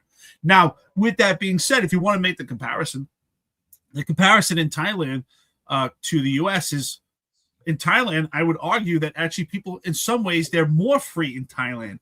What they are limited to is freedom of expression when it comes to their political representatives. When it comes to politicians, their speech is limited. But other than that, it's a pretty free life. In some ways, much more free and actually more expressive than New York. And Bangkok does have a huge culture, right, of sex that's sold on the street. Now, I'm not saying that, but where it doesn't look like Roosevelt Avenue, but it's much more accepted. And you do have, there is a lot of, they don't call them transgenders, they call them ladyboys. Now, and they have that, and they're free to live that life there. So it has nothing to do with monarchy or the U.S. That's completely different comparing their governments. What I'm talking about is the way the police respond. They're much more authoritative as far as enforcing discipline, but they're not out there beating people. I didn't see any of that at all. Actually, I've dealt with the police, and I saw the police there deal with people, and they have a lot of issues with now Russians from Russia that live in Thailand. Who cause a lot of issues there and fights, and I saw the police respond, and they were very professional, not like what you think you see in the movies, not out there beating people at all, but the culture and the community holds people responsible, and they hold them accountable. Far different from what we see in the Western world. Now, going back to this conversation, I agree. Most of these people are probably not New York fans or Knicks fans, have no idea about basketball, but they want to attach themselves to something, just as we see pro-Palestinian protest, different types of protests. People they have nothing to do. They want to attach themselves and put themselves in a situation. Most of these people have no idea what the record are for the Knicks are for the year. They don't even know who the players are on the team. So I agree with 100%. So please, John Billy, if you're going to make a statement, don't give me a straw man argument. Actually make a statement in response to what I said. So don't misrepresent the things that we say here. Yeah, he's also saying that I'm way out of line. Well, about the that problem these is kids that working you guys in- are even acknowledging him. He's a complete EDP who's on here usually every day calling us pigs with zero argument, and you guys are giving him even any type of credibility. Screw him. I would never read out any of his arguments because he's honestly, there's something wrong with him. He might be crazier than Nolan, honestly. He might, like, That's a tough match. and that's a hard act to follow, bro. Like, well, seriously. You know what it is? I think his comments, yeah, a lot of them are wacky, but his comments, there's a little bit of hubris in his comments that I think a lot of people in America and the West and in New York especially have, because things have been so good for us, right? Now I know there's always been civil unrest in New York City. John mentioned the Gilded Age, right? But I think the civil unrest has been primarily in low income areas, poor, impoverished areas, right? But what you're seeing here is, do those kids looking? Those kids, to me, a lot of those kids look like they don't look like thugs, a lot of these kids. Well, it's mob mentality, dude. Like, Yeah. that's what it is. It's like they're like just jumping on the bandwagon, and that's most of what happens during these riots. There's a lot of people that they're just following the mob at one point, and that's what happens. And then what do? They start to take all their frustrations out. That was, I think it was 1863, if I'm not mistaken, the draft riots. Like, that's what happened. Is it started in the low income areas because they're like, wait a minute, I gotta go fight a war. This country doesn't do anything for me. You've stolen everything from me, and now you're gonna send me to go fight a war? Screw that. And where'd they go? They went right to Midtown, and they started smashing all the rich people's stuff. They went after everybody, and so that's why they were like, after the draft riots, they're like, we got a big problem here. We need an actual police force. We need a reactionary force that could quell this because of this, like, of these social factors, because there's societal factors that it just is the nature of humanity. Things are going to happen. There's going to be good times. There's going to be bad times. And so, but I ultimately, I think it doesn't matter your societal factors. It more aligns with, and I always say you need a healthy fear of the police. And I don't mean that you need to be afraid of a cop. You need to be afraid of the consequences of committing bad actions. Like, I was never physically intimidated by cops. Like, I wasn't scared of them as men. I thought a lot of them were jerk-offs when I was a kid. And I was like, if this guy wasn't wearing a uniform, I'd smack the shit out of him. Like, he wouldn't talk to me like that. There was a lot of that under Giuliani where I was like, this guy's a dweeb. You know what I mean? And he's fucking breaking my balls because he's mad because I'm with a pretty girl and he's stuck at work, And so there was a lot of that. But what I feared was the consequence of ever lifting my hand to a cop or even getting out of line, because I knew that I would spend a night or a weekend in jail, and probably I would get an ACD for 6 months and I would get thrown off my record. But I was like, I didn't want to deal with even that minor consequence. And I think a lot of the crimes that happened in the 90s weren't stuff like this. It wasn't dumb shit, because people didn't want to get locked up for dumb shit, because dumb shit, you would still spend a weekend in jail. You'd ruin your whole weekend. You're not going to have fun. You're not going to be out there with your friends joking and laughing. And so when a cop said, hey, cut that shit out, we cut it out. Yankees win, we go out, we're going nuts, we're taking over streets, roadways. One cop car comes by, break it up, get off the street. We all did. Why? Because if we didn't, he would just wait till he got more cops and he'd single you out. I told you to get off the street and you didn't listen to me. Boom. Guess what? I'm spending the rest of the weekend in jail. I don't get a chance to hang out with that girl I was supposed to hang out with this weekend. I don't get a chance to be out there with my friends. They're going to be telling me stories about what they did this weekend. And I'm going to be sleeping in a cell with a homeless guy who just got collared for whatever he got collared for, and he stinks. And I feel like throwing up the whole time. And then I'm watching dudes eat bologna and cheese sandwiches while I take a shit on the toilet bowl. Like, I don't need to deal with that. And so we've removed the consequences from society, and we've emasculated the police force, where it's like there is no fear of of the police because there's no fear of the consequence of violating the law anymore. And that's why I go back to that Clubber Williams statement. There's more law behind the end of a policeman's nightstick than there is in decision in the Supreme Court, because laws don't matter if there isn't going to be any enforcement of them. That's it. Marlon, before you go, I just want to say this. I just want to say, I agree. And I think that the whole world has become emasculated. Back to what I was talking about earlier, community and culture. A lot of that has changed also. I remember, hanging out in the corner when I was a kid. John, you remember those days, Marlon? You're hanging out on the street. A couple kids when we were young. That's what you did, right? You had a beeper on you in the 90s. And if you were loud at night, I remember, being like 16, 17 years old. I mean, there was a couple of stores you knew where to go, and you could get beer and hang out in the corner with a couple of kids and drinking beer or whatever. We're making noise loud at night. But when someone peeked out the window, and they were like, "Hey, shut up!" With somebody's parents, we all shut up. And and I hung around with some kids, some rough kids, and but everybody listened, right? Even if it was older like grandma out the window, like, guys, be quiet, keep it down, and you stopped. There was a different culture, different community. Now I see, now if you see, I've seen it before with grown men tell kids, to keep it down, and the kids just fire back, and there's no response. It's a different culture, it's a different community. Men are different. Like, there was a time where we respected the adults when we were kids, and you also knew if you were out of line, they would kick your ass back then. Now no one's going to do that. So it's the world has changed. It's just completely emasculated on all different levels. Yeah, I see a comparison to the draft riots of 1863, John, but I mean, I think it's kind of different because these guys are wilding out because of a sports game, I mean, Yeah, that was a real issue. This is bullshit. Yeah, that was a real issue that I understand, that where people would get enraged and do this. What I'm saying is this is bullshit, and we can't even control this. This is easily controllable, is my point. That shit's not.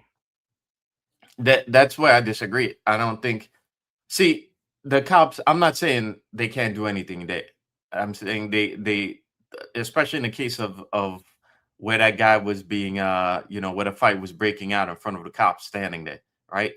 I'm saying they could do something about that, right? But I'm saying this is a larger problem than just that, than just having cops be cops, taking control of that scene. This is a larger problem, and I'm saying you're seeing guys while out at a sports event, okay, and not for something as serious like a draft, okay, and Because they're able to. Well, That's my point. They're able to. No. We there's no consequence for doing so. There's no consequence for wilding out. If there was, they're much less likely to wow out for bullshit than something like getting sent off to war. That's my point. This goes back to what I said earlier, right? One kid hangs off a streetlight and the cops don't respond, because usually you see it often, right? I would see it often in Times Square when I was sent out there to do details. Someone would stand on a stanchion in the middle of Times Square, and they would look around first. They wanted to see if the cops would respond. And if the cops didn't do anything, now it's two guys stand on. Those little poles in Times Square? Now it's two guys stand on a pole. And if you don't do it, now it's three guys stand on a pole and someone grab a street sign. So even though it's not a big event where it's something that holds significance like a draft, but I do agree that if you let them do it, it starts to spread. Everyone gets emotionally invested. It's crowd psychology. And the crowd psychology is that if the police don't respond and nothing happens, the crowd gets bigger. That's what I was talking about. Let's talk about crowd psychology. If one person hangs on a street pole and starts doing pull-ups and swinging themselves and the cops don't do anything, now you have two people. You have three, and that crowd starts to spread. Yeah, well, like, and a great example of that, like the first 4th of July I ever did was in the 120. They assigned me to Jersey Street, right? I'm on Jersey Street with a bunch of dudes. Sergeant Linton comes over, great dude. He's like, look, I don't need you guys over here. The original plan was don't let anyone gather on Jersey Street, right, by 418, which was a known drug location. A lot of violence occurred in there. A lot of shootings happened in front of there. And they're like, they don't want anyone gathering. So We didn't let anyone gather. Now, there was a lot of us, and there was also that this was at the time before they moved the Macy's fireworks show. It was in a different location where you were able to see it right across from where now is like that Ferry Hawks or whatever they're called, the minor league baseball team right across from the 120. You were able to see the fireworks show right from there. So they used to have like a little gathering for that. So they moved us over there, and they left most of the guys that we were assigned with from Impact up on Jersey Street. So they left the more timid guys up there. They kind of rewarded the guys that were working, and they put them. They let us go to watch the fireworks basically and see girls, right? And so we went there. They left the more timid guys. They didn't control the street on Jersey Street. They let everybody gather. So now it's the end of the detail on the 4th of July. Fireworks happen. Linton goes, I'm going to give you guys the option. Do you want to go back up to Jersey Street, or do you want to go back to the lounge and just you guys can hang out until end of tour? So, of course, we're young. We're like, yeah, we want to go back to Jersey Street. So we went back to Jersey Street. It is a disaster. There's hundreds of people. They're shooting fireworks at us now. I'm like, what happened, dude? What'd you guys do? I'm like, they told you not to let anyone gather. What the hell did you guys do? Bro, they're literally shooting fireworks at us. We call for other cars. The lieutenant and the sergeant come over there. They're like, you know what? Screw this. This is going to be a riot. Get back out. We back out because we lost Jersey Street. 5 minutes later, after us backing out, what happens? Bang, bang, bang, bang, bang. Somebody shot dead. Now we all got to answer what the hell happened there. What do the guys say? I don't know how my name gets brought into it, but they tell the CO that it was my fault that I let everyone gather. Linton went to bat for me, and he goes, I told John right to his face that he didn't have to go back there, and he went back there. It was you guys that were assigned there that let them gather, and that happened. So, and what's the point of the story is that's exactly what Eric is saying. If you allow people to continue to gather, the situation gets worse and worse and worse and worse and worse and worse until it becomes uncontrollable. If you allow people to continuously break the law, it gets worse and worse and worse and worse until now you have a really big problem. And that night on Jersey Street, we would have had to call in hundreds of people to stop them at that point. It was too late. If we would have just had the little minor crimes and addressed them as they happened, that situation we would have controlled. Might have happened around the block, but it certainly wouldn't have happened in front of 418 like it did that night. And then we ended up having to deal with a dead body. Yeah, interesting. Yeah. Again, I'm just saying that we always had unrest in like low income areas, But I'm just saying it's spreading, and it's getting worse when you have kids who, normally would be scared of cops. You're seeing all these overweight, roly-poly kids in this crowd there who look like they should be home playing with their, I don't know, playing with Pokemon cards. No offense if you collect Pokemon cards out there, some of you older millennials, right? I'm just saying that these kids don't look like they're the kids that are hanging out on the corners of East New York or Brownsville or the roughest parts of Staten Island. Okay, I'm saying that these kids are doing that because it's because the circumstances in the West are deteriorating, and I think societal cohesion is deteriorating in the West, and you're going to see more of this. And it's one thing to have like a group of kids wilding out in a neighborhood. It's another thing to have 7,000 of them wilding out in the middle of Manhattan. Okay, one we can control, and I think it's getting to the point where it's going to be a lot more difficult to put the genie back in the bottle. There's no doubt about it. It's hard to put the genie back in the bottle, but it's not just this. Listen, there's an issue and there's a shift for culture and community. We spoke about that before, making the comparison from Bangkok to what's going on in the U.S. There's definitely a shift. There's a difference in community. There was a time where if a kid did something wrong, the entire community, right, would say, that's not good. That's a problem, right? Your mother, God forbid, you did something wrong. You were more scared that your mother was coming to the precinct or somewhere. If you got in trouble, right? If you got in trouble at school, your mother's coming to the principal's office to come get you. Who are you scared of, the principal or your mother? You were scared of your mother, right? Because you knew you were held accountable, right? And the people around, the whole community got together, and your mother stood with the community, said, no, you shouldn't be doing that. But now it's a different total shift, where now I've seen often mothers coming to the priest and said, why'd you arrest my kid? Well, your kid was doing this, your kid was doing that. Don't touch my kid. And instead of the community saying, no, that's wrong, right? It's became anti-police. So the total shift in the total culture has been anti-authority. And what happens? The authority is not doing their job of actually being the hierarchy there. Does it appear that the NYPD is a hierarchy there? If anyone had to ask right now, hey, if you just watch this video real quickly, you don't see the Knicks jersey, you say, hey, what city is that? Who's in charge? Does it look like anyone's in charge of? Is anyone in charge of that situation? It looks just like complete mayhem, and you're on your own. And no longer, to me, intrusive police work is the bedrock of the foundation of people being safe. And I often say the difference between being a police officer or being a cop, let's say, forget about police or being a cop, and a security guard is that shield, right? Security guards observe, report, and repeat. The shield is to be intrusive, to actually engage people, to take action. And now that shield means observe, report, and repeat. And that's what the NYPD is doing. So do I blame the people? Of course. Their actions are unacceptable. They're out of control. It's complete savagery. But they're doing it because there's no accountability. And people need to be held accountable. They need responsibility and they need structure. Believe it or not, people actually want structure.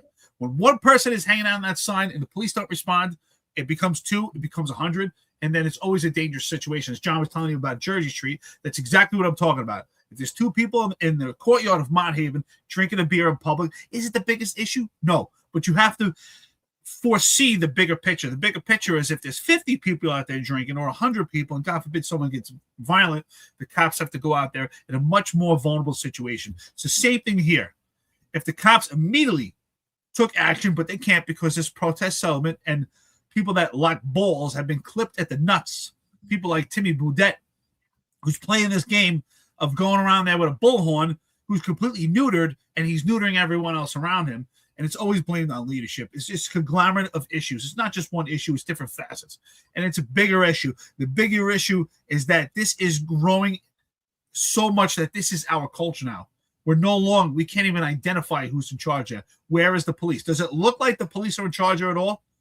So the reality is, and that's the message should be sent to people. If you want to be safe, stay home. Yeah, one quick thing. Keep in mind also that neither Bragg or the mayor, right, are really playing ball with us here. Okay, think of it. How many of those people are Bragg actually going to prosecute, right? And does Mamdani actually care? I don't think he does, because keep in mind his first deputy mayor, Dean Foulahan. The word is in the newspaper, in the papers, that Dean Foulahan was pressuring Tish to have those watch parties, even though Tish wanted to cancel the watch parties. Okay, so what I'm getting at here is that I think that because those conditions are worsening in the West, and these youth are getting angry and they're disenfranchised and nihilistic, I think what's being allowed to happen is because they'd rather them release this energy against each other after a sports game, as opposed to actually having like rioting for serious issues that really affect their lives. So, and that goes back to the MSG statement too. Okay, because again, those tickets are only being the only people who could afford those tickets right now are the wealthy and the elites. Well, that's a great point. That's what I was saying earlier, Marlon. To your point, it's the working class people, these young kids that actually support the Knicks their entire season.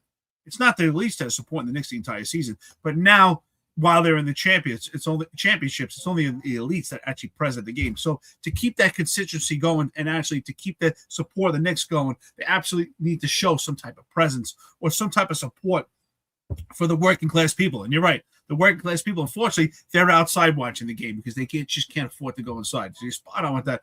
I agree. Economics has definitely has a play in this and has a role in how they respond and how they support the Knicks in this championship. There's no doubt about it. The elites were not present the entire season. They're not, there's some rich people that that go to games often. They have season tickets, but they're not there supporting them the entire year. Who's out there buying jerseys? Young kids going to the mall, going to these stores, spending every dime that they have. They're buying authentic jerseys. It's working class people that are buying these jerseys, not the elites. So you're right. I agree. There's definitely an economic point to this. Yeah, but I think I disagree that this is part of a larger plan from the elites ahead.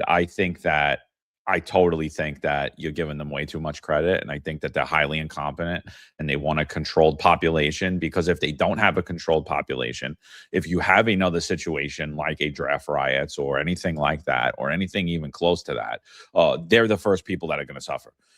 And nobody's going to be able to save them. Not their $1,000 a day bodyguards. And so I personally think it's sheer incompetence that has led to all of everything that you're witnessing. They want this perfect rainbow-esque world, this European style of policing, and that's why you're seeing all of the stuff that happens in Europe happening here, because you've had for over a few decades a weak, emasculated police forces across England, across many of the other European countries that are rife with communism, rife with socialism, rife with corruption, and you're getting it here now. And this is and now you're seeing the same things take place that we've had, the same factors in Europe that we've had here. Nothing's changed. Nothing was different in the 90s or the 80s or the 70s in Europe that was different here. The only thing was different was we had a competent police force and they didn't. And now we have a incompetent police force like they do. And so like, that's where we disagree, but we could go on that for hours.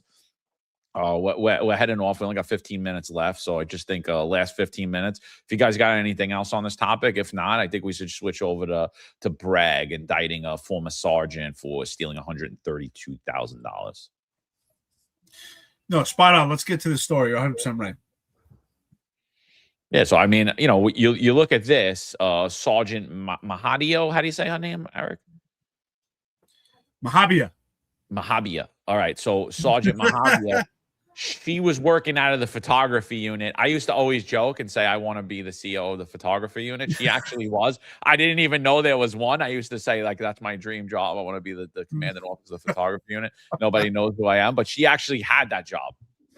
So she just recently indicted for taking overtime that apparently she didn't work, and working hours she wasn't there. I think the hypocrisy that everybody, it's not just us, everybody has pointed out is there's two cases. Well, only one person points out. There's another podcast that only points out Richie Taylor, but doesn't point out the hypocrisy of Quatisha Epps. And the hypocrisy is on both of them. I think most people that aren't narrative driven and actually want to talk about what's right and what's wrong and talk about what's arbitrary and capricious and what isn't, is how is this sergeant getting arrested? How is she getting indicted like the other lieutenant? But Quatisha Epps, Jeffrey Madry, and Richie Taylor, nothing happened to them. They were the first two were allowed to just retire. Richie Taylor's still a chief. It's no big deal. He had to pay back a little bit of money. No big deal. What's the motivational factor from Bragg's office is the question I want to know. Because I personally think that when you're connected to the upper echelon of the NYPD, you're not only like the department rules and regulations do not only apply to you, but also you're protected from criminal prosecution. That's what it appears to me. It appears to me that Bragg, so when they say that Bragg's their partner, they actually mean it, because he actually is the partner for the upper echelon. He's just not the partner for everyday New Yorkers or rank and file cops. Yeah, it seems she should have waited until she made rank, or she made lieutenant, at least a white shirt, in order to start stealing time, And if she had gone up the ranks and waited till she became chief, she'd have been able to get a lot more time than that, and still get promoted and still keep her job. Yeah, but this just tells you about the tiered, NYPD feudal system that we always talk about, right? Richie Taylor is fine, even after his numerous improprieties, right? And even after stealing time, now he's fine. But she's, she may have to do time. But also, a lot of this is her fault too, because this is the same sergeant that was involved in a theft alleged theft in Long Island, by the way. So I'll pull up the article for that. So I guess I don't know what's going on with her. Maybe the job was looking to get her, or maybe she was on the radar or something. But I'm like, there's certainly been like a cloud of smoke around her for a while, you know. Well, first of all, obviously she's a complete theft. Excuse me, she's a complete klepto from what I see in there's a prior case. I'm glad you pointed that out. Now, with that being said, first of all, you got it good. You're in the photography unit. Why do you need to steal time? Like, you already got it good. You're in the photography unit. It's ridiculous. But I want to see the same standard metric and measure throughout the police department. I've sounded the horn. I've been saying this for the longest time. There is a 3-tiered system in the NYPD. Tier 1 is your upper echelon. Tier 2 is anyone connected by nepotism and cronyism. And Tier 3 is your general population. So apparently, if you're Tier 1 or Tier 2, you get offered to be on a payment plan. But if you're a Tier 3 general population like Mojave here, then you potentially could actually go to jail. I want to know, where's Mojave's payment plan? Because apparently Richie Taylor has a payment plan that he has to pay it back, and so does Quatisha Epps. Why did Mojave? Why did she get a payment plan? She should get a payment plan also. Oh, you took time? Here's your payment plan. You got to pay it back. I thought that was the new metric of measure. But apparently she must be general population, or she's getting thrown under the bus that she's involved with something, just like Paul Saraceno. Because why did Quatisha Epps get indicted? She got a lot of time. Why did Richie Taylor? What is the difference between them two and Mojave other than the tiered system that we have in the NYPD? Because from the metric measure that we have seen, Mojave should be put on a payment plan. Oh, you stole $132,000? Yeah, here's your payment plan to pay it back. Because it seems that's been the metric measure throughout the police department. But again, if you're a general population, laws apply to you. So great point, John. I think not only does policy apply to you in the NYPD, but also the criminal justice system. If you're Tier 1 and Tier 2, you have that blanket protection. But if you're Tier 3 in general population, you're not protected from policy, and you sure as hell not protected from law. Because what we should be seeing is Mojave getting a payment plan, because that's been the metric measure. Other than that, it just doesn't seem to make sense, and there's no standard. Yeah, I don't know, dude. I don't know. She should have just put in part of the on-duty booty program, and she would have been fine. You know, that's ladies. So take note, ladies. That's what you need to do. You need to get with yourself with the chief of department, and you two could steal overtime and not only not face department charges, but you also are free from criminal prosecution. So the casting couch in either 1 PP on the 13th floor is alive and well, or you go over to what's the one on Pearl Street? I forget where it is, where Kaz had his office with the wraparound. But I think 350 Pearl. Nah, 350 Pearl. I don't remember. It's not. It's eluded me now. I don't know. The Verizon building. Yeah, I'm pretty sure I would put my money on it. I'm pretty sure it's 350 Pearl. I know because they worked across the street in housing. Pretty sure it's 350. Yeah. She. I'm surprised Madry didn't make any moves. You know. Oh yeah. Yeah. She must have not. She must have been on someone else's couch. She must not have been available.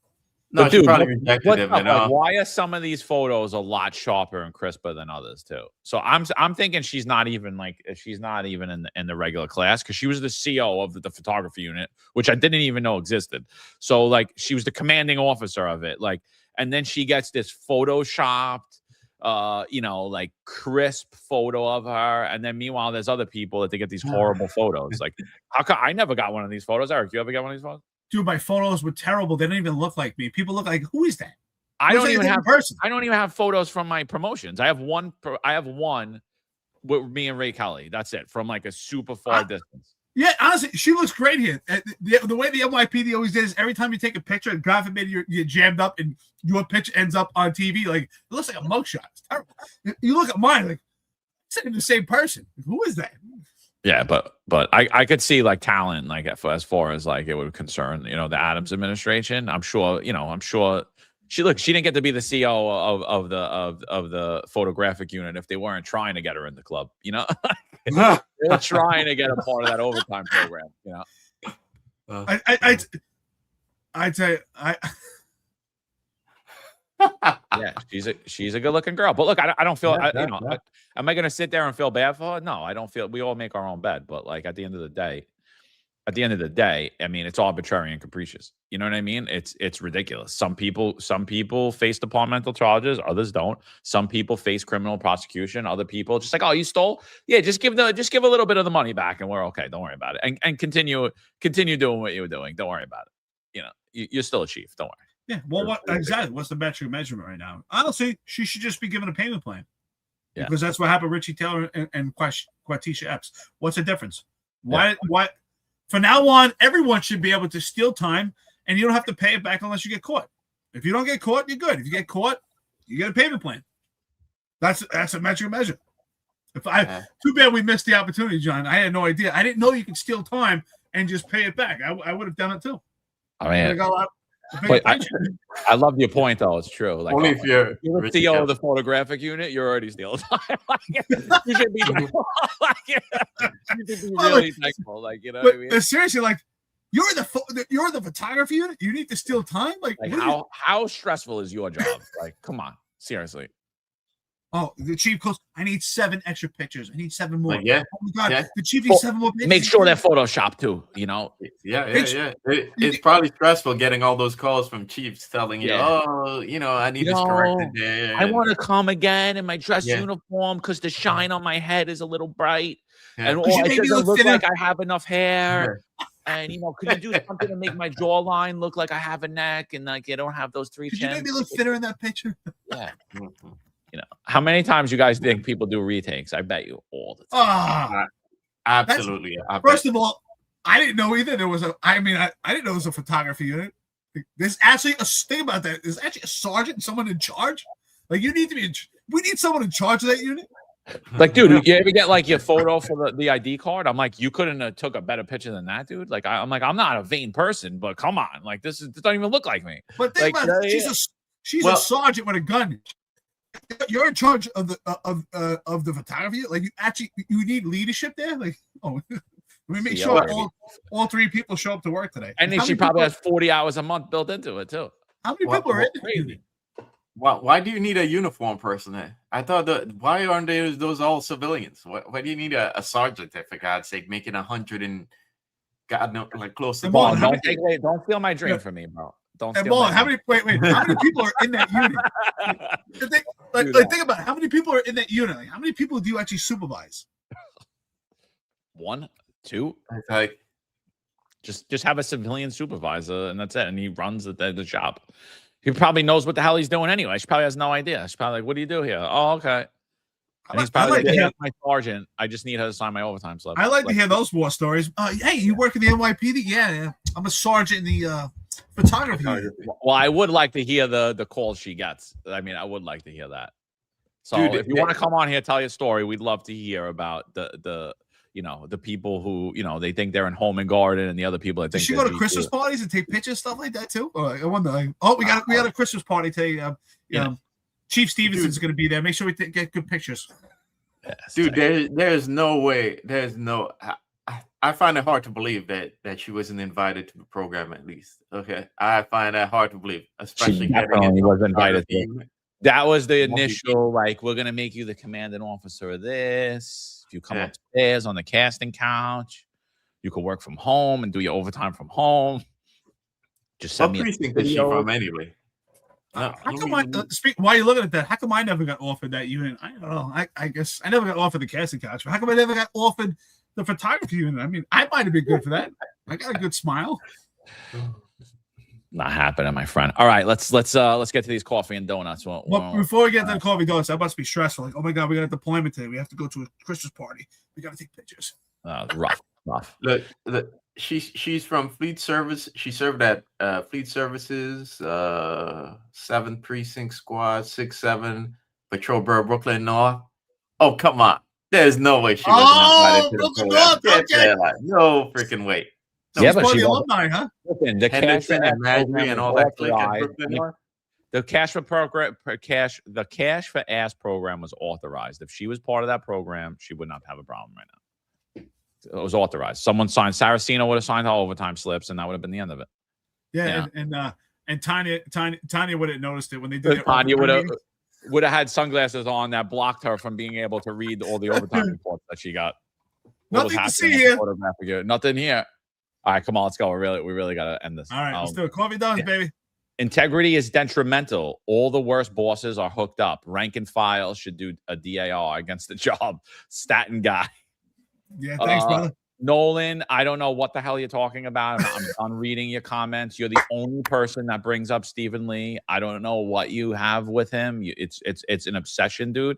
You got to seek help, bro. Seek mental health. There's something serious wrong with you, bro. It's getting annoying. Your videos are funny. I laugh at them, but your comments about Stephen Bishop Lee is insane. He should really, at this point, file an order of protection against you. There's something wrong with you, dude. Like, honestly, do something else in retirement. Like, really, find a hobby. Make those videos. They're funny. Yeah, Staten thanks guy. for the coffee donuts, but dude, you gotta stop, man. Stop, brother. Stop. It's annoying, dude. Staten guy 321. What were we gonna say, Marlon? You're okay with me, Detective Nolan. Keep making those videos, all right? Marlon's name. We can't bring crossed off the list. He's like, okay, you're taking Marlon's name away. Yeah. No, I'm just saying we can't bring you on the show because we don't want to get involved in that, that beef or whatever. But that's so. Listen, you're all right with me. First of all, listen. Well, it's like I don't want to be on the hit list. Yeah, that's all exactly. But All no, right, listen. Listen, thank you for the coffee and donuts, brother. But you gotta just square this away with Stephen Lee already. Yeah. There's nothing to do with us, bro. I don't even bring up his name. It's you.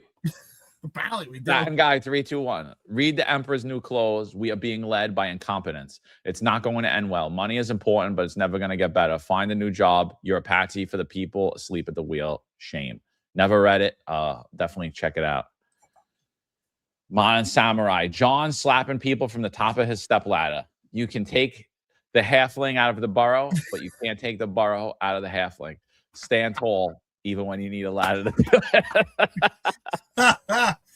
Oh, that's hilarious. Anthony says, keep keeping us informed. Absolutely, sir. Thank you for being here. Nolan, again, thank you for the coffee and donuts, but it's you, my friend, that I don't know. I don't know what you're talking about.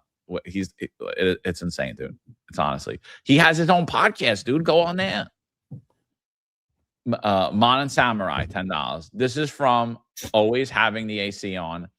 Hand on all these young men and uniform and some purpose by serving their country. People do this because they were never met with a strong hand or leadership at home. Yeah, that's what we talked about earlier, right? The role of mother and father has changed, right? That embarrassment of holding your kid responsible and accountable, it's gone. Time out. Gestating and non-gestating, Eric. All right. That's the point. Gestating and non-gestating. We will not accept these white supremacist terminologies of mother and father on this. It's funny you say that. I was telling my wife the other day, dude, what do they do at gender reveal parties now? Do they do like pink, blue, and non-binary? Like, is there a color for non-binary, or is it just pink and blue still? I don't know. I don't know. They just got to get like a neutral color. Non-binary. So shout out to all you gestators and non-gestators. Staten Guy 321 says, no one is briefed. The mayor gives the perps bread and circuses.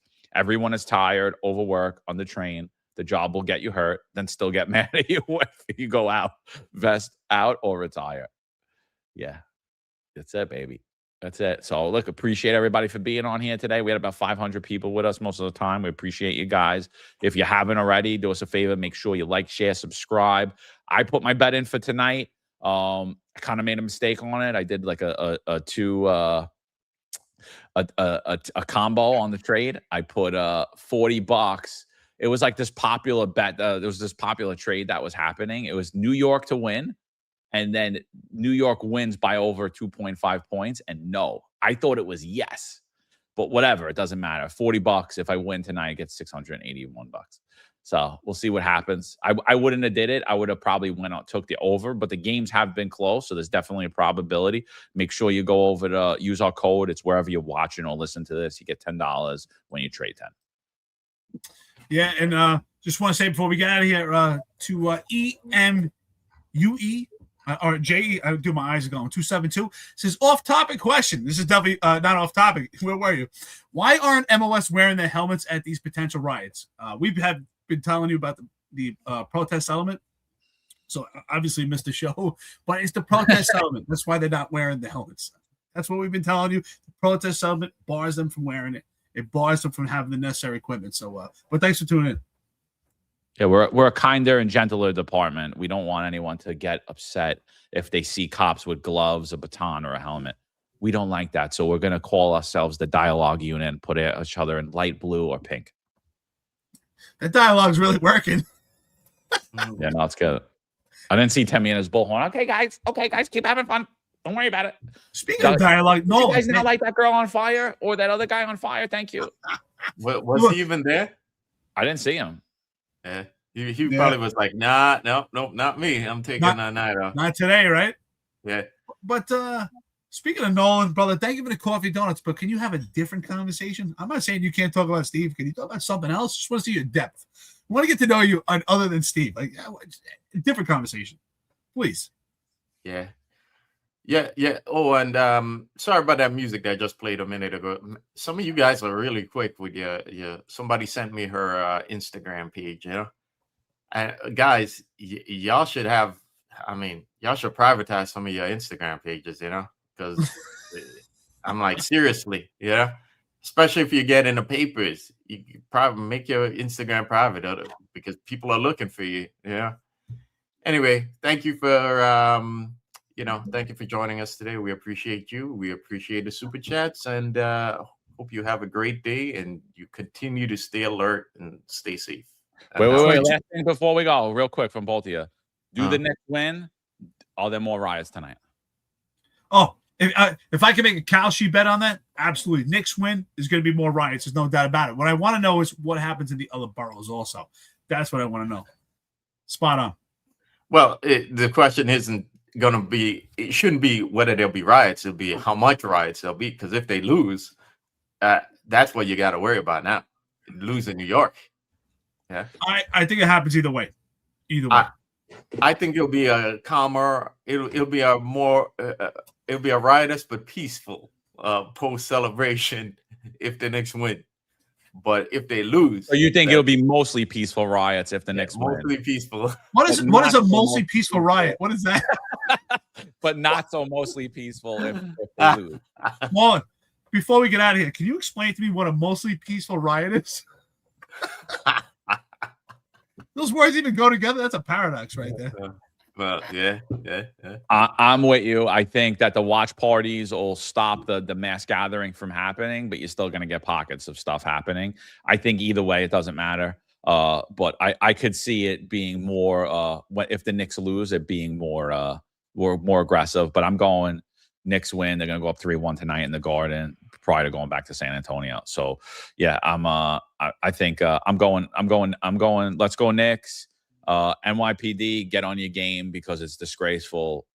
Someone said here that that these aren't protests. The problem is with the protest settlement agreement is it's a First Amendment activity, which everything's a First Amendment activity, dude. So yeah, you're adhered to that. But again, when it comes by violence or anything expected like that, they could deviate from that settlement, which they've chosen not to because they want to stay in line with Zohran Mamdani. And that's why SRG wasn't deployed until way after it got out of hand.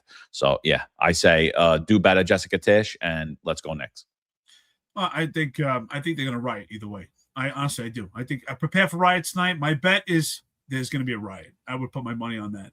So 2 hours, 8 minutes into it, like, share, and subscribe. Again, if I had to put a cash bet, I think there'll be riots again. Unfortunately, I think, if anything, it might actually be worse. That's something I saw during 2020 with the riots. They only progressively got worse. They didn't get better. And so it took till we finally took action in the end for them to stop. So like, share, subscribe. Thank you so much for the engagement. We appreciate these great conversation, great points today. I appreciate the conversation, John and Mal. I think this was some good points we hit on today. Definitely interesting stuff. So with that being said, Friday, John and Marlon, they'll be here. I won't be here Friday. I'll be traveling to New York for Derek's fundraiser. So anyone, if you're attending or if you're just going to be donating or just interested in following it, we appreciate it. So held by the Gunfighters Club. Thank you to them. We appreciate it. Thank you so much. So yeah, shout out. I'll be in New York. So Juju, if you want to visit me, or Joe, 14% body fat. I look forward to seeing you. What about Nin? You didn't invite Nin. Oh, Nid, yeah. I'm sorry. Nid might be busy on the show, but Nid 311, brother. All right, let's get out of here. We're 10 minutes over. Marlon, you got anything? Nah, don't wear your Spurs jersey. It's just a helpful advice. Don't keep those Spurs jerseys at home. Marlon, you don't have any housekeeping? Yeah. Well, no, I mean the cops ain't helping you. The NYPD ain't gonna be helping you when you got a mob of 100 guys trying to rip that jersey off of you. So yeah. Anyway, have a great day. All right, Finest Unfiltered. Check out Executive Perspective tonight, 5:05 p.m. Eastern time. They're going to be talking pretty much. I think they're going to be talking about this, like what happened at Madison Square Garden versus what happened at Bryant Park. So interesting conversation coming up. We'll see you guys tonight. Finest Unfiltered. Be back at you. There's a handful of retired officers that don't live in the state that have a lot to say about the dream team, as I like to call it. All of a sudden, they retire and have a master plan on how to fight crime, but nothing to contribute when they were here. They want to come back and be part of the dream team. What can I say?